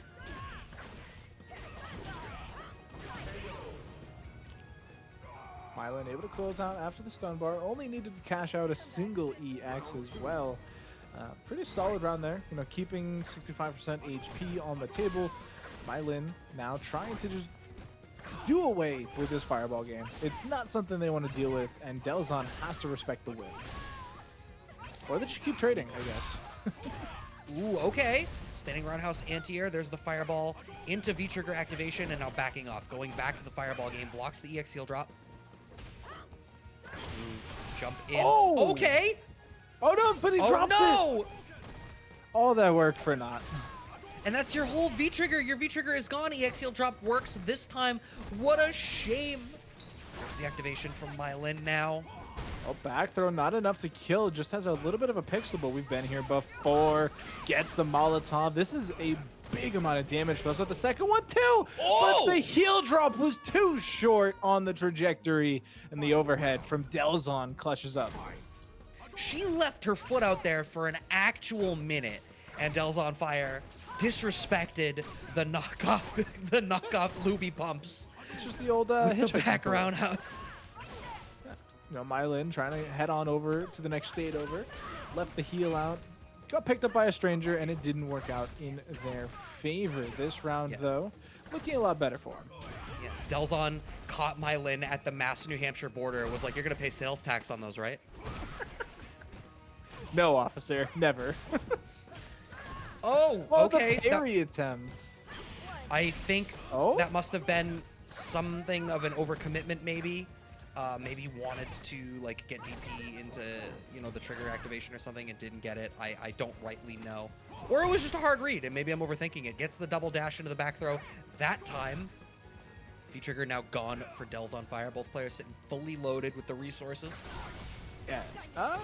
I like how Delzon not too concerned about critical art, is much more willing. Oh man, that traded. That's bad for Delzon because it just opens up more potential. 30 seconds left on the clock. Delzon, what I was trying to say is that they're not willing to wait for the one big cash out, which I think we're more apt to see from Mylin at this stage. Because I mean, they could EX heart rate, they could EX heal drop here, and is that in time? It is. All right. Yeah, I think the thing is the EX Dead, by the fireball way. at those ranges for Delzon Fire is really important, and that's why we're seeing that rather than, you know, trying to wait and cash out for a CA. You're not going to get a whole lot of opportunities we've seen from Delzon Fire to try to cash out into kind of big damage. So, you know, waiting for that instead of using your EX fireballs where you get, you know, even on a trade, like you're getting this knockdown of the EX fireball, you're getting this advantageous situation where you can throw out another fireball a little bit more safely and try to generate some space on the screen. Oh no, a drop on the stand strong, a dropped combo there from Delzon Fire on what could have been a huge cash out on a big jump in, finds the sweep, blows Mylin up for trying to cheat forward. Gets the crush too, just to get more pressure going. Oh, but the jump in beats the anti-air, and look at all of that damage. So crispy, so chunky. Has the V-trigger on deck as well, so we are going to see a potential cash out in just a second. They might not even need it. They went for the reset. Couldn't they have activated there and just closed it? Oh, man. Okay. Alive. Yes. But Okay. it's still a one-hit game. Yeah, doesn't want to throw fireball, but goes for the jump. And I feel like Delzon Fire feels as though they are generating enough threat on the ground that Mylin is not going to be watching for the air approach, and it is simply not the case. I mean, it's poison. You just gotta crouch and hit medium punch, right? It's not like it's a whole like mathematical equation you need to do. As Delzon gets the punish on the EX heal drop, but I mean, yeah, I mean, it's definitely something that Mylin is aware of, is this jump approach, and they're, you know, really punishing the attempt from Delzon. They're dead. It's a 3-0 from Mylin. But what I was gonna say is it's kind of similar to the earlier matchup with Carlton, right? Where they could not get in onto Metro because there was just this solid wall of anti-airs and just ground whiff punishes. And that last game there was very similar for Mylin. Yeah, it's tough. I mean, I feel like Delzon Fire was close on a couple of occasions to having like a game plan that really worked solidly. I think just the problem was, I mean, one thing about playing at the range that Delzon was playing at, right, is we really didn't see Myelin have to go to Heart Raid to keep stuff going particularly often. It was a lot of, whip trades, EX heal drop to get around Fireball, or in a couple of spots where it was like a throw bait, or a couple of times of being able to generate a whole lot of threat around, a CA cancel from the whip. It just... Dells on Fire was just kind of shy of being able to keep that stable for long enough. And then obviously in a couple of situations, we saw a couple of crucial execution mistakes on spots that could have led to really big damage in rounds that ultimately ended up pretty close. So I don't know. I mean, Dells on Fire obviously stays in the losers bracket and drops down to the losers finals to play the winner of Child and Metro M. So the path to victory for Dells on Fire still exists. It is playing one of these two players, but if you can get a little warmer and maybe bring a different kind of energy in the rematch, it's not impossible. I think there's seeds of what we needed to see there. It just needs a little bit more fine-tunement and development. Yeah, I mean, I was going to say, I think Myelin at this point is actually in a really good spot to actually win the tournament, which... I don't know. I don't believe we've seen Myelin win here at the Casa before. Somebody can correct me. I was away for a couple weeks, so I don't remember everything that happened. But I do believe that this would be their first championship title here at the Casa. And honestly, what a better one to do it, right? It's the 50th Casa SFV tournament. We've been here a year as of last Saturday. So, I mean, just lots of good milestones here across the board. So, I mean, we are going to be heading into our next matchup, Brad, which is going to be Child versus Metro. And so we are just waiting on Child right now. Yeah. And while you're talking about that, just a real quick, thanks to everybody who stuck with us this whole time. We got over 100 of you in the chat right now. Obviously... when everything happened a year ago, a bunch of people went to online and we're trying to make something happen and to provide something for people to be able to appreciate while we were all still locked down at home. And so the fact that, Casa continues to get the love and support of the players and the viewers and everybody else that's elected to line up behind us is great. I do want to point out, I was going to draw attention to it earlier, but we have broken $150 in the Matcherino, currently sitting at $152.08. I was going to say that I wanted to pop off when we hit 150, but I feel like maybe I should have had a little bit more respect for all of y'all who are going to keep showing the love. So just in general, thanks everybody that's, continued to hang out and support us. Yeah. I have not seen Problem X's tier list. Now I have to look at it. Do we, though? It is a tier list after all. Oh, it's a YouTube video? Yeah, I'm not opening a YouTube video to look. Oh, no, that's... Yeah, I'm not gonna parse through that. If it was like just the tier list, the cafe whatever thing, then yeah, I would have looked at that and maybe we could have talked about it while we wait for Child to load in. Wait, it's a cafe tier list? What's the name of that website? For a while, wasn't there like a cafe ID website that was where people made tier lists for a while?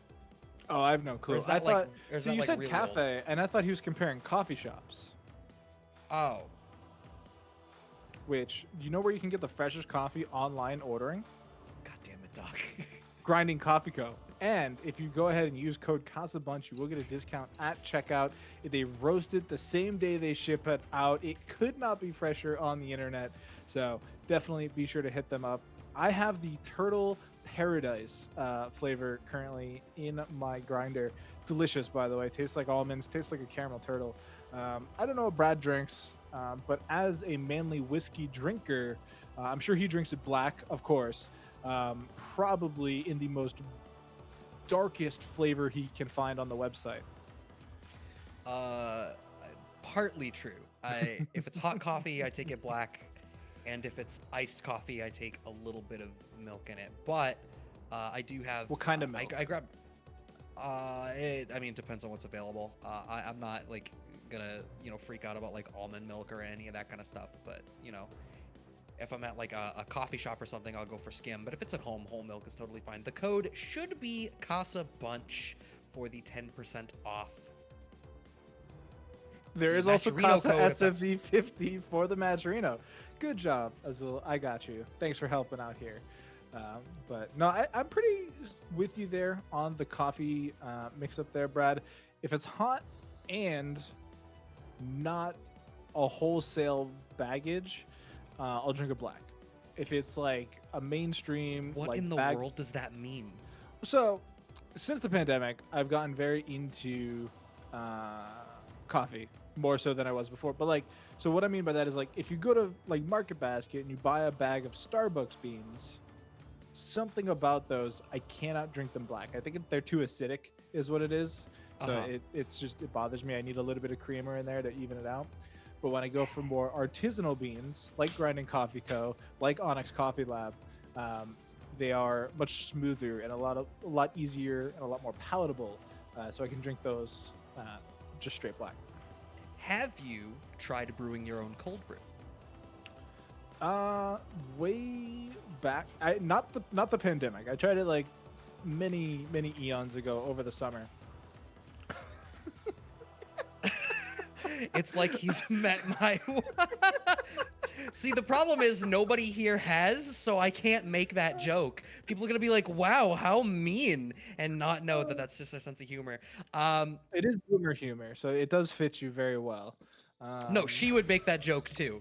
Um, it's, uh, oh, no, man. so making your own cold brew is really easy, and I find that some of the negative connotations that one can sometimes have with coffee that they make hot is actually a side effect of the boiling water, like overcooking or sometimes Mhm. even burning the coffee a little bit. Um, so you can sometimes get a better representation of what the beans actually taste like when you brew your own cold brew. Plus, it's incredibly caffeinated, and since I have a horrific addiction to caffeine, it is the most efficient way to pump that stuff into my bloodstream. Yeah, it's actually kind of surprising that since we've been locked down, or at least I've locked down, knowing some of the animals out there, I've pretty handily broken like my tolerance to caffeine, which is great because now when I have a delicious Red Bull to, continue commentating here, Casa at night, it actually keeps me awake. Whereas, pre-pandemic, I just drink it and go to bed because my tolerance was that high. So shout outs to the world ending. I can now drink a Red Bull. Oh no, See, I'm being tagged I've in had something. I've had the opposite effect, where I drink probably more coffee outside of, like, obviously, when locals were still a thing.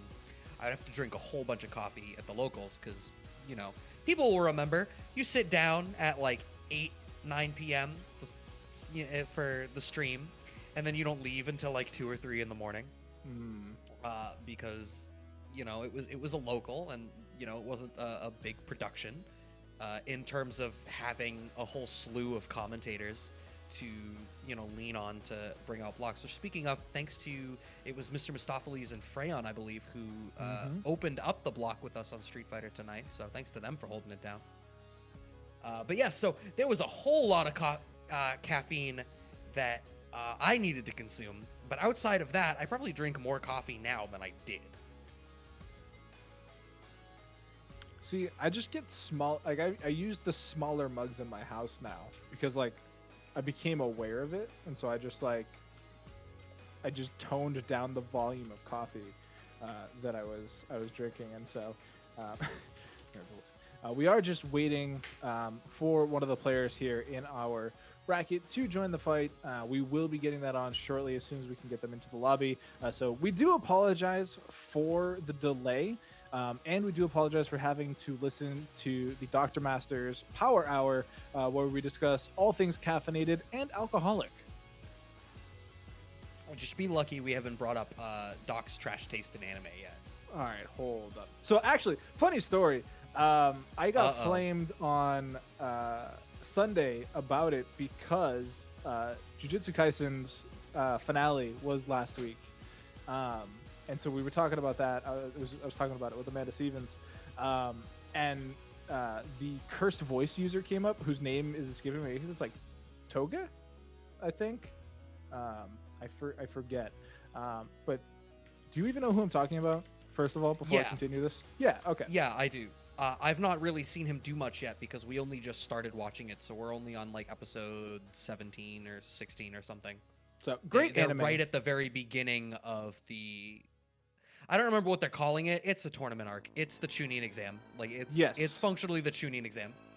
Yeah. So I'm not going to spoil anything because it's a great show. But so I'm a big fan of the Cursed Voice User, which, spoiler, we are going to see more of him in the movie since they're going to be doing the Chapter Zero movie, which apparently he's super featured in. I don't know. Don't read the manga, kids. But anyway, so I think he's dope. I think he's super cool. And so Amanda said, you are not allowed to flame Mirio and think a Cursed Voice User is cool. And That's I just, you know what? That is some facts. all right, so I'm gonna hold you to this, Brad. When you catch up and you finish this season, we will have this discussion in full because you will see what the character can do, and I don't think it's truly a fair comparison. A, because they're very different mangas and very different storylines, but I just think he's neat. I think his power is cool. It's different. It's not something very common. I can't think of anything else that I've seen anyway that is similar. So I think it's neat is what I'm gonna say there. Okay, Marge. Yeah. See, even Eric. Well, Eric I agrees just with think me. it's neat. Yeah, I think it's neat. But No, I mean, like, yeah, he's cool. I'm just saying, like, just because you have sus opinions doesn't mean you're not allowed to land sometimes. Even a broken clock is right twice a day. that's true, unless. Is there a unless it has no hands, but then it's not really right at any time of day. So philosophical questions here at the Casa House, which we are just waiting on a player in bracket. I'm sure if we get out of pocket, Bunch will come in and bully us a little bit more. But yeah, Eric's definitely on the train. Honestly, the whole show was great. I cannot wait till you finish this season, Brad, because it is hype. And then, actually, for those of you who don't know, we are going to be getting the Demon Slayer movie in the States in June.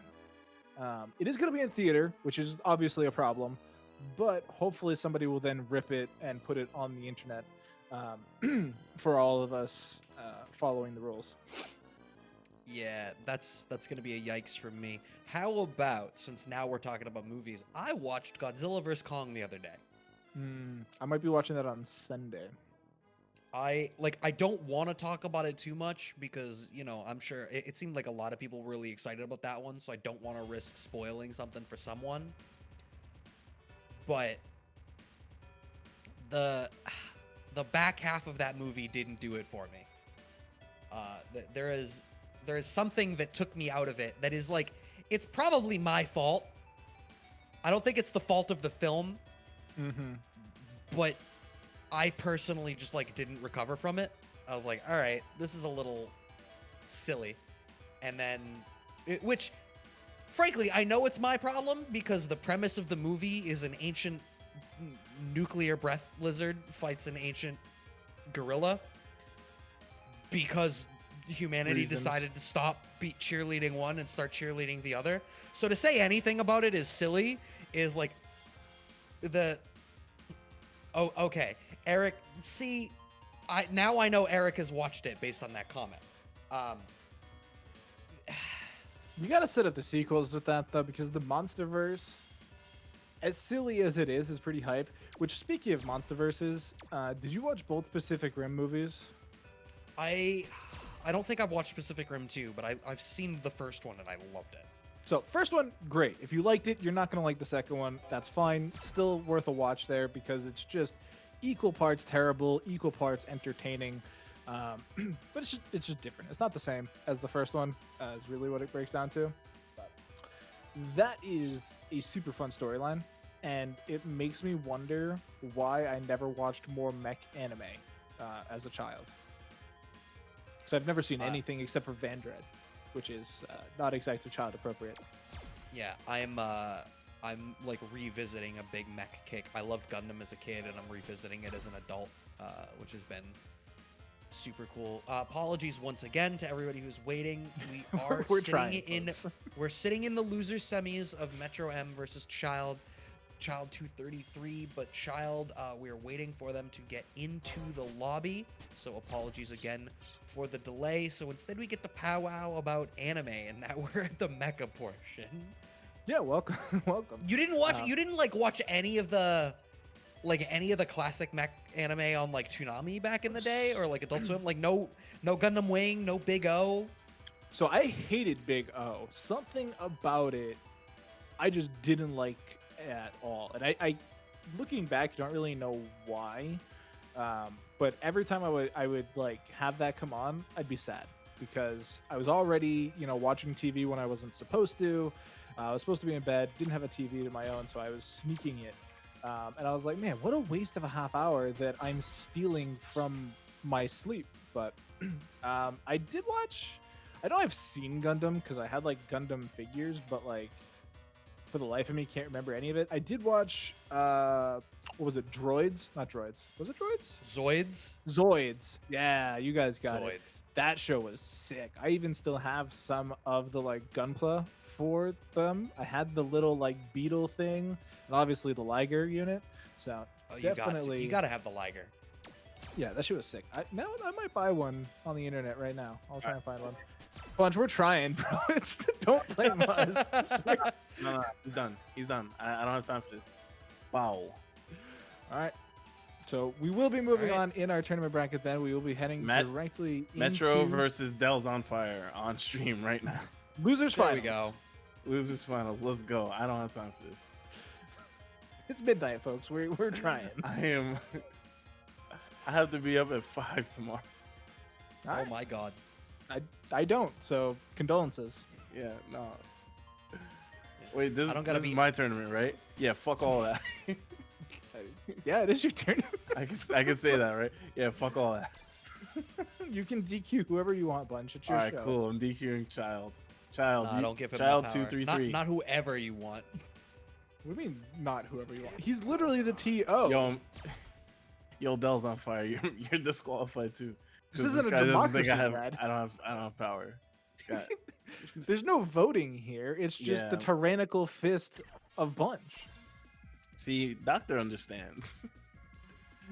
Just get in line. Just get the fucking line. Damn. Bunch came in with some kind of energy. He's like, I'm gonna DQ somebody. I'm gonna end this anime talk. Oh, y'all had anime talk? You are disgusting. Bunch really is more similar to Logan-sama than he wants to admit. How? Because you guys Yeah. hate anime. That's Oh, all You it have takes. you have very strong opinions too. I just Bunch think is like a anime whole gets, lot of like- people if he dislikes anime. Yeah. I That's don't- true. And Did the why are match you start? still here? No, it actually hasn't. We're waiting on Metro. Metro's not here now? No, he's No, he here. is. He's We were just- waiting. We hit the button. The ready up wasn't coming through, but we get ready check marks, kind of. All right, to be fair, Metro has been waiting here for a while, so he may have just stepped away. We'll get him pinged. We'll get He Metro fell back asleep. in. May have fallen asleep. It is very late in the night. Yo, I just want one of these tournaments to end at 11 o'clock p.m. You want to Technically, finish a house whole party. top 8 in an hour? House party ended before 11 o'clock, Bunch. House party also started at 3. Okay, I didn't say when it started. I said when it ended. Okay. So, All right. technically correct. Hey, we Okay, got we are- readies. We are Oh, finally nice. loading in. Dell's on fire versus Metro M. Expectation is Ryu versus Claw. I'm staying here. All right, we got the impromptu mosh pit then with the landlord. Sounds good. You never want to mosh with your landlord because you make the wrong step and I'm it's just gonna suddenly step coming on out of your Brad at security any deposit. chance. Wait, do I have powers? Oh shit, it works. I didn't think that was gonna work. Oh my god! That's dangerous! For those of you following along at home, Doc discovered he has mod power in the Casa No. Discord and booted Bunch from the channel. So I know I have powers because I moved you in here earlier, but I thought the landlord tag would prompt would be stronger than the commentator. Oh no. Okay, losers finals, y'all. Metro M versus Del's on fire. Metro M finding the command grab. Alright, meaty stand roundhouse. Okay. We're serious now, Brad. This is gonna happen. We do get that trigger 1 activation to the skies, and serious now. It's all business. Huge crush counter. Brad's dead. And look at this. Del's on fire, getting some momentum, but instantly clapped back. Gets the sweep activation. Looking good now. HP bars are even. And look at that closeout coming in from Metro. Takes round 1. Yeah, Metro is showing out the gate that Metro M does have an anti-fireball game plan on deck, between the EX off the wall to blow up a fireball early, to the jump in to close out the end of the round there. Del's on Fire is going to need to earn the space to play a fireball game and build some meter in that passive way if they want to do that. Yeah, and it's going to be a problem because, you know, Delzon has a bit of a fireball game that they can rely on if they so chose, but they're betting the farm instead. Are they doing it twice in a row? God. Oh, that's game 1. It's a wrap. Okay, damn. Well, I mean, it's a 3 out of 5, and you're putting that in the mental stack early. So ideally, what that'll mean is Del's on Fire is going to realize that clearly Metro M is watching for that in some of these situations, and instead go for like a delay wake up short or something like that to blow up a back walk into a throw, or, you know, find some other way to utilize the space that they've earned through making Metro M block, punish, or delay tech. Yeah, remember, as a Ideally. Grandmaster, everything he's doing is purely calculated and will return in the story later on. So don't think that they're random EXDP reversals. Just think them as a plan and a layer in the book. Right? Are you suggesting that it's going to be like the part in all the anime where the big payoff happens and then you watch a flashback to all the block DPs in black and white while someone explains why it was smart? Yeah, you know, just Kakashi like Sensei explains. yeah, the full-on L versus, you know, Light Yagami, you know, monologue in their mental state just comes together. You know, it's tragic hero storyline after all. Delzon will have to go down, you know, 2-0 for that to happen. Maybe even 2-0 with a round down, just to make the comeback fully meaningful here. As he is kind of getting beaten up a little bit here. He is in trigger though, so does break off every little bit he can from Metro, and with the whipped command grab, he will take a round.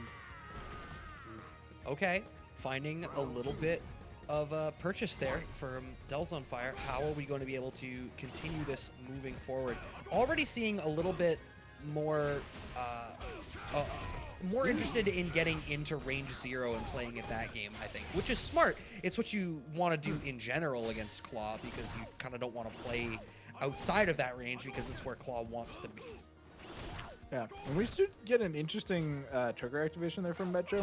I think he was baiting, or not baiting, but how do I say? Anticipating a potential jump in, because he sent that Rose to the moon. And so he's trying to earn some of that trigger back. Has CA on deck, and there's the cash out. I do believe Delzon's still alive though. Oh, yeah, quite a bit of health left. Yeah, so the question is, what happens next? Tex on Wake Up, straight into sweep activate from Del's on Fire. Tried and true, you know it's coming. Goes for the jump, has to burn the V reversal. The dash forward, but a slight delay in any kind of follow-up, and Del's on Fire gets clipped out instead to close out the round there for Metro M. Oh, okay. Anti-air represented there. Not anti-air, overhead, I'm sorry. The coffee's leaving my system. Clearly I need more.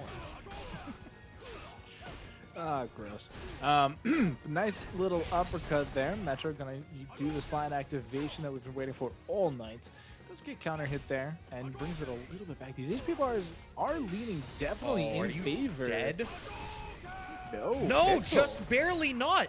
Straight into the Rose, specifically to get out of the corner. Okay, a hearty read on the sweep, gets away with it, but it doesn't matter.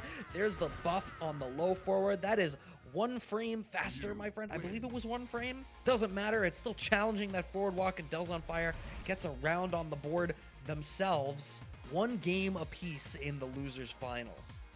Looks like we got a set on our hands instead of just a bit of a washing here from Metro. It's good to see Delzon make the adaptations necessary, be able to get in positions of power, and able to close out once in set position. So goes for the cross up again. Not going to quite work out, but oh, that's a bit of damage. Yeah, I mean, the thing about going for the cross up in general is, you know, Claw doesn't have great anti-airs. So if you're in the space to do that, doing it isn't awful. It's just another thing that the Claw needs to be watching for. Went for something to try to answer the Azuna drop, but did not get it. Whiff sweep goes unpunished. Del's on fire. Close to stun. There's the V-trigger activation. Metro M sticking out some buttons. Wants to keep Del's on fire stuck in this corner. There's the big whiff punishment. Oh, no. Overcommits. There's the DP again. We are 0 for 3. Yeah, that is very true. Does get the donkey kick though. Oh no, the EX tumbleweed through the fireball there. All right, that's not an EX, so I'm not going to count that. We're still counting 0-3 EX reversals. But Moon gets the anti-air. And, you know, it does on, honestly, at the end of the last round, what did he have to lose at that point? He was on basically a single hit kills anyway. Either you get a sequence started with the reversal, or exactly what happens. But it is going to be not quite stun here for Metro. Still needs one more hit. And look at this. They go for the unblockable tech, but it's blocked. Della's on fire, has the magic in him. Oh my god! Into the side switch, and then the fireball V-trigger follow up to close it out. What a sequence from Del's on fire off of a fantastic block from the pseudo unblockable. We call it unblockable because it's hard to block. You never see it coming. Yeah, and I want to take a point to Orca. Technically, blocking does not block all damage because you can get chipped out. Why are you gonna be semantic when I'm just memeing the man? Because I want to let them know they're wrong. Because it gives me, who has a superiority complex, a good feeling on the inside.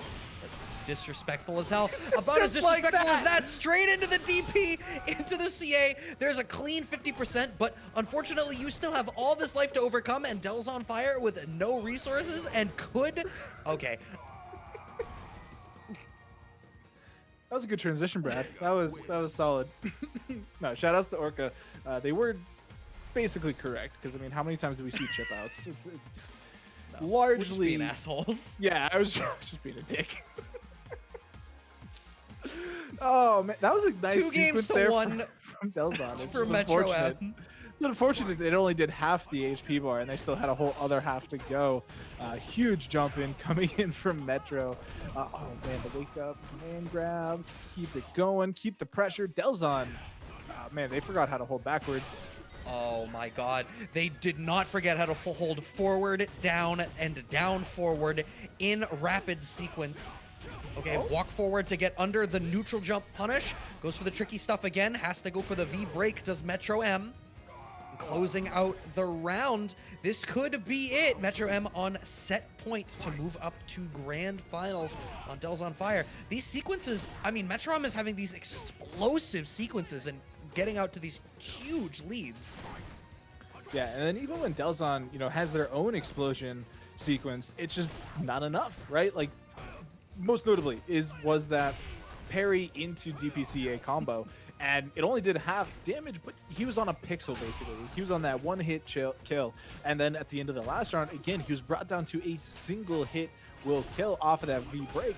And there's just so much you need to do, so much you need to be aware of, especially in this matchup with the Vega, you know, the unblockable, blockable, and just everything else you can do. We've seen him get hit by a number of command grabs, EX or otherwise, and it's just so many things in your mental stack you need to be aware of that can just ruin your day. Ooh, okay, overcommit. You're gonna get, this is a lot of damage. I think with the amount of scaling here, you might still be alive. Yes, you are. Oh, you're certainly still alive. So Del's on fire gets one more chance. Was not a DP, but look at the respect we saw from Metro M. But the dash in command grab to close it out from Metro M. Del's on fire, too worried about sticking out a tool, and instead gets blown up for his patience. Metro M moves on to the grand finals to play against Mylin. So congratulations to Metro for moving forward. We do say our condolences to Delzon, who will be leaving us here tonight. They will be securing that third place spot tonight. And we look forward to seeing them again next week for the 51st Casa SFV tournament. But for now, we are going to turn our focus, like Brad was saying, over to Grand Finals. It is the 50th ever Grand Finals here at Casa Street Fighter 5 for PlayStation 4, 5, and Play Controller. Man, I try to get fancy with PC, and there's no words that come to mind. Either way, what is Mylene going to play is the question. Do we get the Laura? Do we get the Poison? Because Metro's going to play Vega. That's just a foregone conclusion. Yeah. I mean, if you pick Laura, you can, try to steamroll, and if you feel confident in your ability to make the reads around the different ways that Vega can use the V system, V reversal, V shift, if they pick the V skill that gives them the backflip, all these different ways that they can try to navigate around your tools. You can make some big reads and blow stuff up. Poison probably ends up a more stable game, and obviously, she still has the ability to generate a lot of these mix-up opportunities. It's just like much more stable in that mid-range. It might shift the atrocious nature of the matchup slightly out of Metro M's favor and into your own, whereas for Laura you're kind of trying to navigate around everything. No, we are going to see the Laura, so clearly feels comfortable approaching with that, which I do think makes sense. Yeah, and like my thought process was to the anti-air game, right? Yeah. Like, what is going to be better at preventing, the scissors from the sky, the command grabs, and you do have the potential, air raid versus, crouching medium punch for the poison. But when I think about Laura, you also can add in the heavy elbow to the sky, which could potentially work. You could also run the risk of going the wrong direction, but it's at least an option.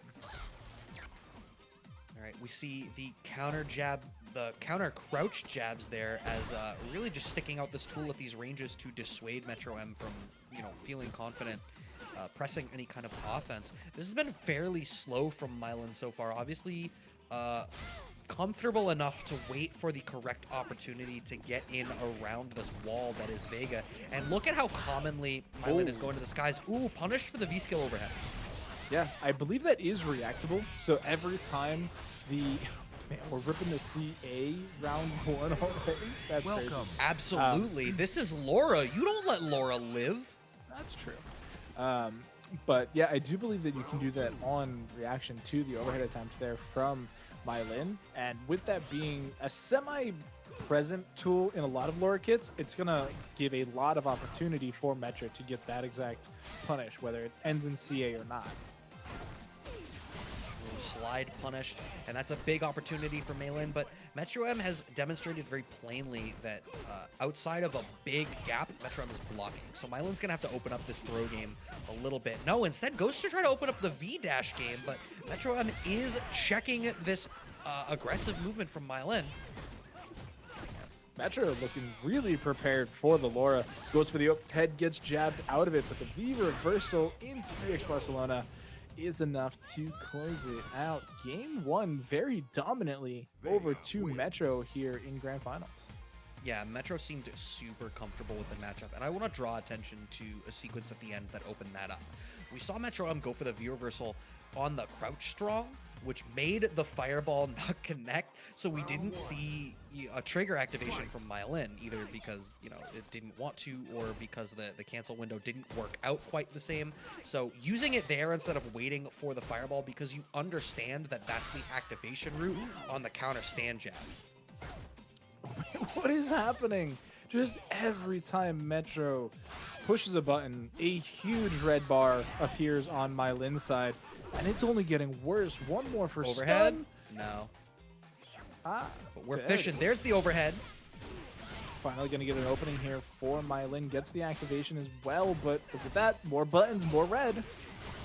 Oh no! That was such a big risk. You didn't need to take it. Oh, but finds the trade into sweep. That links? That links? I think only because, maybe only because it was a trade? I'm not completely sure. I mean, either way, it was sick from Metro yeah, to it have the worked on presence trade. of mind. Yeah, Metro just seems incredibly ready. is like, I think, the best adjective to describe what we're watching right now. And Mylan continuing to press the offense with the buttons. We've really not seen a throw game exposed yet. Maybe this is like next level set play because you have a whole nother set to play with. Does not block the unblockable this time. Metro continuing to poke away. Yeah, having that long extra range that, Laura can't really contend with. We do get the crush. The boom, not going to really make it all over the corner, but yeah, I mean, the button range that Vega's able to work with, obviously much longer than what Laura has, but now that we're in the corner, goes to the unsafe overhead, but now, no, Brad, this is looking very Mylin focused. Oh, God. They had it. Yeah, wasn't ready to follow up on the stand fierce there. Okay, sweep. Wow, Metro M made that happen. Stuck in the corner, Mylan in the driver's seat, a V-trigger charged Laura, and Metro M not only weathers the storm and makes that happen, but without burning the V-trigger just to get out of the corner. It's a tough look. 2-0 in favor of Metro. It is coming from loser's side, though, so even if Metro wins this game, we do still have more Street Fighter action here tonight because it will be that Grand Finals reset that we all know and love and look forward to at the end of the week. But Mylan, man, are they going to swap characters? Because this Laura, it's not working, Chief. It is just not going to happen at this point. Yeah, I don't know, man. It's looking clean and dominant. And I guess, like, if you're thinking about it, like, what does the poison bring to the table? It's, long buttons. Depending on which trigger, you can maybe add in a command grab your own, which we haven't seen at all. No sunset wheels. We've seen a couple elbows, but again, not a whole lot being present here from Mylin. And they're just getting washed on this Laura pick. It is looking 3-0 bust ass in just a second. It really is. Finds the low strong, and this is looking like actually the first aggressive sequence that we have seen from Mylin, but is it too little too late? I truthfully don't think that this is going to do as much as you needed to. Doesn't even get the kill. Goes, oh my God, fishing so aggressively with his overhead, and now Metro M going for the unblockable, no block, finds the air flip into the throw. Just like Metro M has the life lead again. Metro's so sick. That was so fun to watch. I mean, he is dead off of that EX elbow, but man, that was razor thin margins there for Mylin. I guess it's a grappler round, right? You either win by a mile or lose by an inch. So technically won by an inch, but like Metro, they're so on point tonight. Like they are ready for everything. I mean, getting that air reset with the light in the air, like the presence of mind to be doing that at this stage is crazy. Okay, Mylin continuing to try to open up this offense. It is reset point here for Metro M. Mylin keeps making these bets on the V-skill overhead. And, I mean, obviously there is this inherent fear of representing the grab, but I'm still surprised that we're not seeing any sort of major attempts to open up a throw game here from Mylin. You're dead. Oh, wait, Pixel. No, you have one more chance, but... yeah, the counter Reset. hit. Low forward. It is a reset off a sweep. Not the normal, but the set count. God, Metro M looking incredibly comfortable. It's go time. Mylin needs to represent a major change here. If it is not a character change, it is a like systemic change to the way your Laura is approaching this matchup. Crazy enough, Metro is kind of sticking with the same game plan we saw earlier when it comes to the ground game, in that they're over-representing the slide. They've gotten a lot of mileage out of it. I mean, even winning a couple rounds there at the end, not the very last round, but like they're putting that thought in the head. They're not being punished for it because largely it's never on block. Almost every time it's on hit, it gets the knockdown, and then they just run whatever setup game they want after that.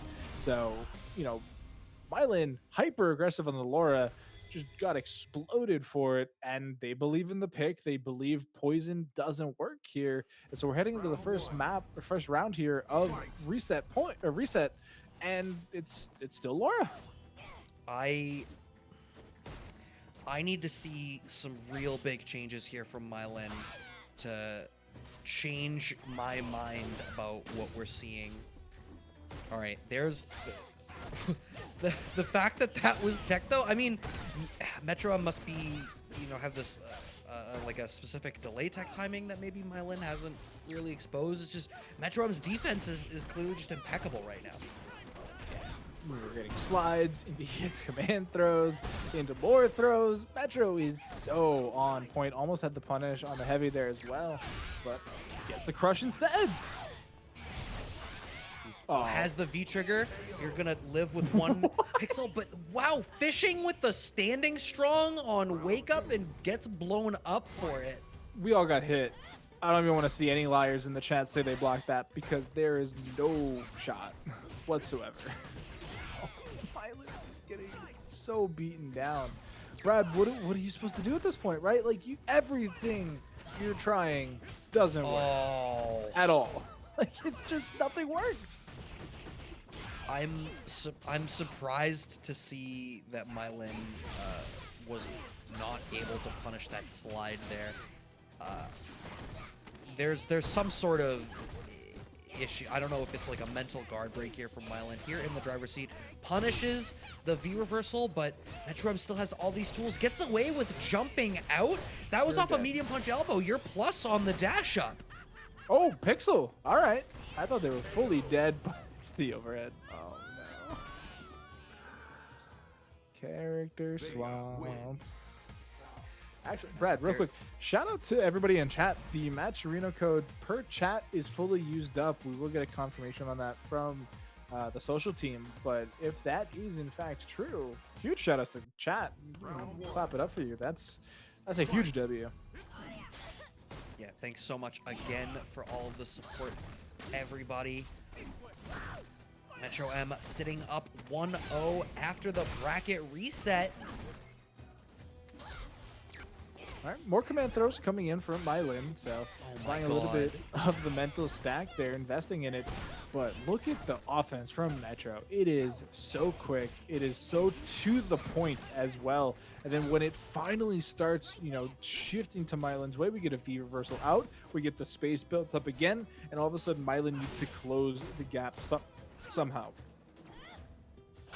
Yeah, this is looking like a mighty hill to climb from Mylan. Oh my god, finds the stand fierce with punish. It's just, I talk about at the highest level that Street Fighter V is a game of inches, where it's all about finding those little bits of optimization.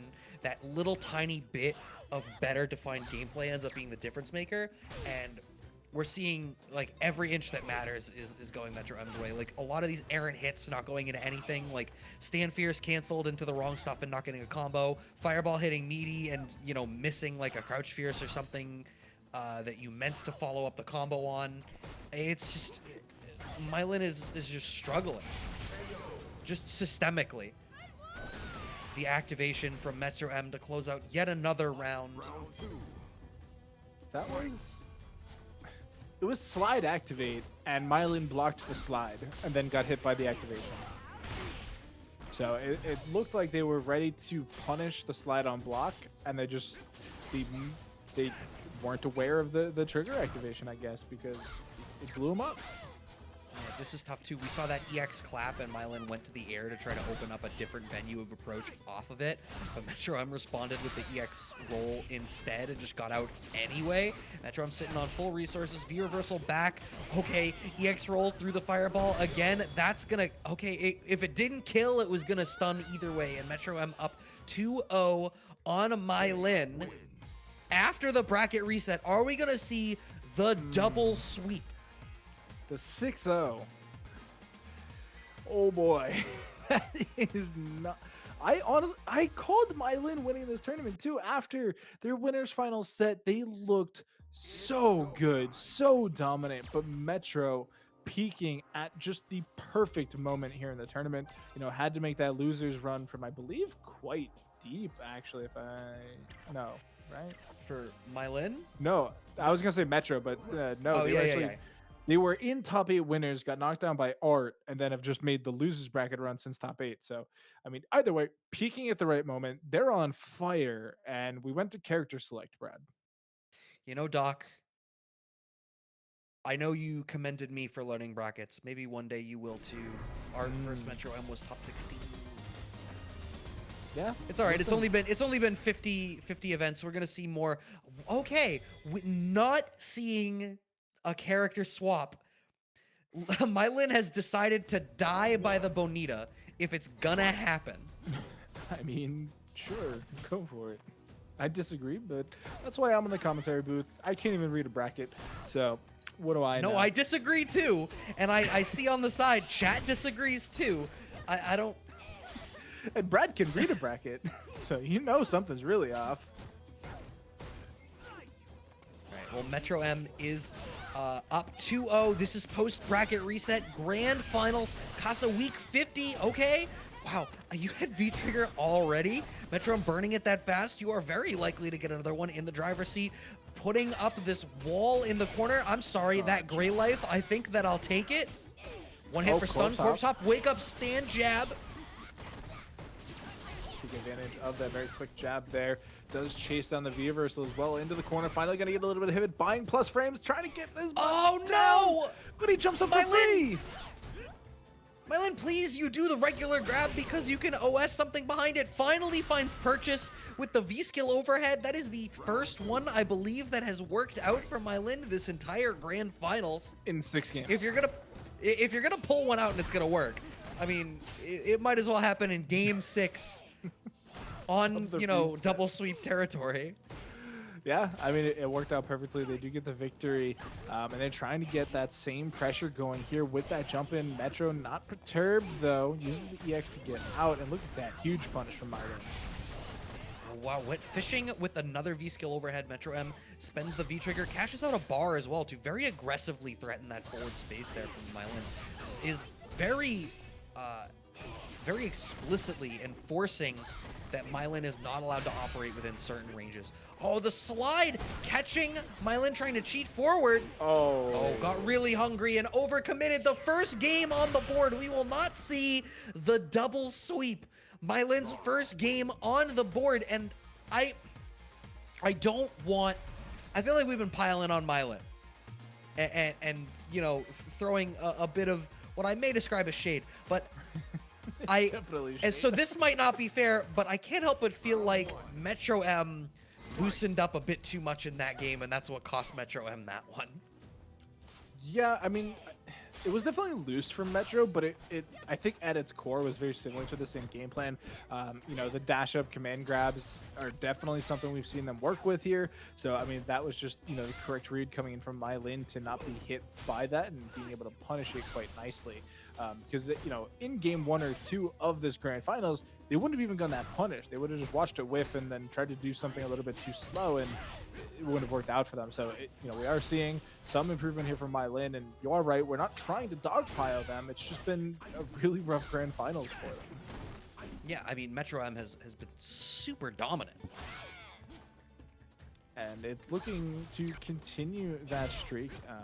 It is still currently 2-1 in the reset time. So if Metro closes this, it will be set point, tournament points here going towards Metro, but they still have to get through this last 5% of the HP bar. All right, towards Fierce. Oh, wow. Metro M doesn't bother to V-reversal through the mix. Instead, V-reversal's at the wrong spot. Oh my god. Every decision wrong. V-shift gets punished. Suddenly, this is all it takes. What did I say in the very beginning? What did I say? If Laura finds the read on how the Claw player is going to make some of these decisions, that can make or break. Every call went Mylin's way that time. Yeah, sometimes when you guess wrong 5 times in a row, it's bad for your HP bars. We do get the CA round start, just trying to buy as much purchase here in the round. You're going to be able to build that bar back nicely. You're still sitting on full HP. So honestly, at the very worst, you'd get a timeout here, but instead they're just going to go off. They get the stun, 7 golden, and it is tournament point for Metro. All right, let's see. I mean, there has been signs of life from Mylin, but Metro M keeps taking the jacket off to close out the game. And the jacket is off. Counter Jacket. poke with the stand short. It's the Goku Has a s- jacket. It's weighted. It's the weighted clothing, you think? Okay, Yeah. Mylan finding the target combo V skill. These slight optimizations for more V gauge as well, and has recognized now that Metro M is spending the bar to aggressively go through fireballs that Mylan points out. So Mylan is instead throwing out the fireball and then just blocking. Actually going to V reversal out of the jump in there. Thought there was going to be more pressure behind it, but Mylin not too Ooh! thirsty. That's that heavy elbow I wanted to see. Gets the whiff punish there as well, and now has a huge lead in this game. Just can't throw it away. V trigger activation is available for Metro. Oh, no. The anti-air rose. Oh, tried to go for the grab, just overreached once again. Second game on the board for Mylin. We're heading to game 5 here in the Shin Finals. Could it be?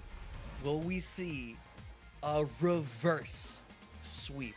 Something has, like, Mylan has opened up the life gates.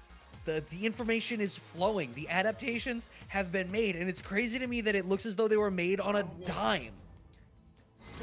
Yeah, I mean, we really thought it was going to be a 6-0, but Mylin believed in themselves, believed in the character, and is making it work. The adaptions have come through. We're seeing punishes that we weren't seeing before.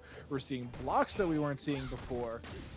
And so now it's up to Metro to make their own adaptions, which we've already seen them do tonight, but it's literally all down to this one single game, these next 3 rounds. How much can you adapt to each other in 3 rounds? I think part of the difficulty is a lot of the things that Metro M is getting blown up for. I feel like what Metro M ends up having to do instead is surrendering more space to Mylin. All right, we're seeing slide represented around the fireballs for low profile under them. But now if you're watching for that, wow, we're really efficient with the slide. Is it the same as we saw in Metro M's losers match earlier? Is the slide the answer? It seems to be certainly this time, and, you know, it makes sense because the EX Barcelona was getting punished. You need to make an adaptation away from that. You were trying to jump and you were getting anti-air trades, or air-to-air trades, excuse me. And so now you're going down the float chart. Now you're on the slide portion of it. As soon as Mylin throws out that thunderclap, you slide in, you get the knockdown, and then do something after that. Mylin has adjusted, no longer throwing fireballs. Doesn't even have trigger available for Metro, so that's not the concern. It's literally these slides. Oh my god, the V reversal back for Metro M. Metro M knows that you are not allowed to let Mylin activate. There is the activation. V reversal back, finds the stand short punish, cashing out all this meter, almost specifically to kill time on the clock. And now look at this, overcommits to the overhead, and just like that, Metro M is gonna close out the round with 1 second left on the clock, spends every resource they have to stimmy Mylin's V-trigger offense, and it pays off. Tournament point for Metro M. Yeah, huge victory there. 1 second left on the clock. They get the V instead of the T. And, I mean, they come in with no meter, but like you said, all of the burn there is to buy time. It's to give more chip damage over, to even lengthen that advantage there. So if Mylin got something going, they had to get that much more out of it. They didn't have CA available, which even in that situation, you don't want to use it. It just eats up too much time on the clock. And so we are going to see a very even series so far. Gets the crush, chases once again, keeping the pressure applied, but Metro breaks out. Metro M has a slight life deficit here, and Mylin has V-trigger, so you have to worry about getting in too far. Metro has to now thread this game of needing to find these pokes to secure the life lead. Okay, that's gonna do it. Now in the driver's seat is sitting on all these resources. Actually, chip could potentially be a factor. I don't think I've seen Mega Chip, actually. I don't think that's something When would I you know it's ever, right? I mean, possible. Mylin would have to use the V system to survive. I mean, we've still got a ways before that, but I mean, until then, you've got, you know, any button 20 into seconds. CA could do it. Yeah, I mean, it's 20 seconds left on the clock now. Mylin has to do something with V-trigger and a single bar of meter. And like you're already saying, you can't exactly be using your V-gauge here because you need to use it on hit. You need to have it potential for that chip option. But 8 seconds left on the clock. That's when Mylin decides to go in, and Metro punishes perfectly. Gonna deny the reverse sweep here. Takes it in the Shin Finals. There, your Casa SFV 50 Grand Champion. Really almost got away there. Mylin did manage to figure out some of those reads on the defensive tendencies and the aggressive tendencies, but Clutching it out ultimately is Metro M. Yeah. So congratulations to Metro. Very hard fought. Went down to losers a little bit early. Is able to stay strong and just really power through the competition. They beat some really great names here. I mean, obviously Myelin was looking super hot heading into grand finals. They were able to take it over Del's on Fire. They were able to take it over Child. No Need to Talk. Carlton. Tortilla Jones, like they had a heck of a top eight to work through. So just big congratulations to them. We do have Bunch in here once again to talk his stuff. I don't even actually know if he's there technically. I'm here. I'm here. I got yoinked in here. Yeah, And you're welcome. that was you? Did you Yeah. kick me last time? You yeeted me? Yeah, yeah. You a bitch. If you were listening to stream, you would have known because I even said I was like, "Hey, I wonder if this works," and then it worked. You a bitch. Got him. Anyway, Talk your shit, Bunch. Let's go. I'm got- talking my shit. You got I- 4 yo, hours there's to sleep. There's nothing to talk shit about. Like, congratulations to you two for getting top 2. Great. And the other guy didn't show up. So yeah, good shit. Congrats. No, I think this is Metro's first time winning. So this was definitely the pot to win. $154.43. Hell yeah to you, brother. Thank you, Carlton Banks. It was hype to have everybody in this tournament. It's really awesome to see that like our average is like triple the amount of people's viewers sometimes. So that's really cool. I just really love everybody showing up and showing us love. Fucking asshole. Oh my god, I'm an asshole. Yo, shout outs shout outs to Dom the streamer. Shout outs to Dr. Brad, Freyon, Mr. Mustopheles, all the people on Guilty Gear, the Street Fighter 4 gang holding it down, the Wonder Twins, of course, and KO, get some internet. We miss you, dog. And the viewers, thank you guys for keeping us over 100 viewers all basically all night. Well, no, when Art rated us. Thanks for hanging out with us after the raid. I love when people don't leave us. But yeah, that was fire. It was fun. Let's do it again. Yo, Dan Slip, can you enter my damn tournament, bro? What's wrong with you? Come on, man. The hell? Why I gotta suffer? Why I That's a gotta good suffer point. and not these fools? It's a good point. Dan Slip, where you Dan at? Slip, where you at, son? Why are you dodging? I miss Dan Slip. Yo, me, Dan Slip, LES, and my boy Orlando, we got schwiggity wasted at the last combo breaker we were all at. That was mad fun. We went to IHOP at like 6 in the morning. It was mad fun. All right. Make sure you guys get vaccinated so we can have fun events like combo breaker, and we can go to IHOP at 6 o'clock in the morning together. All right, I'm out of here. Goodbye. All right. You heard it, folks. Get your vaccines, wash your hands, wear your masks, or Bunch will beat you up. That is going to be it for us here tonight. Brad, any closing words for the chat, for the fans? No, I really don't got anything except thanks for watching. Thanks for hanging out after the raid. Those of you who did come here as part of the raid, obviously we're here every week, so make sure you follow Dom and follow Casa on Twitter. If you feel so inclined, you can follow Doc and I. It's _ Brad M. And Doc is the doctor is in. If you guys want to show us some love, but I want to show y'all some love for coming out and keeping the viewer count high and showing some love on the Matcherino. So thanks everybody for hanging out. Be safe and have a good night. Also, shout outs to Dom behind the desk. Any primers in the chat, if you have them, hit the big purple button. Shout outs to him. He is here every week supporting us. Thank you for tuning out. We'll see you next weekend and have a great day. Goodbye from Doctor.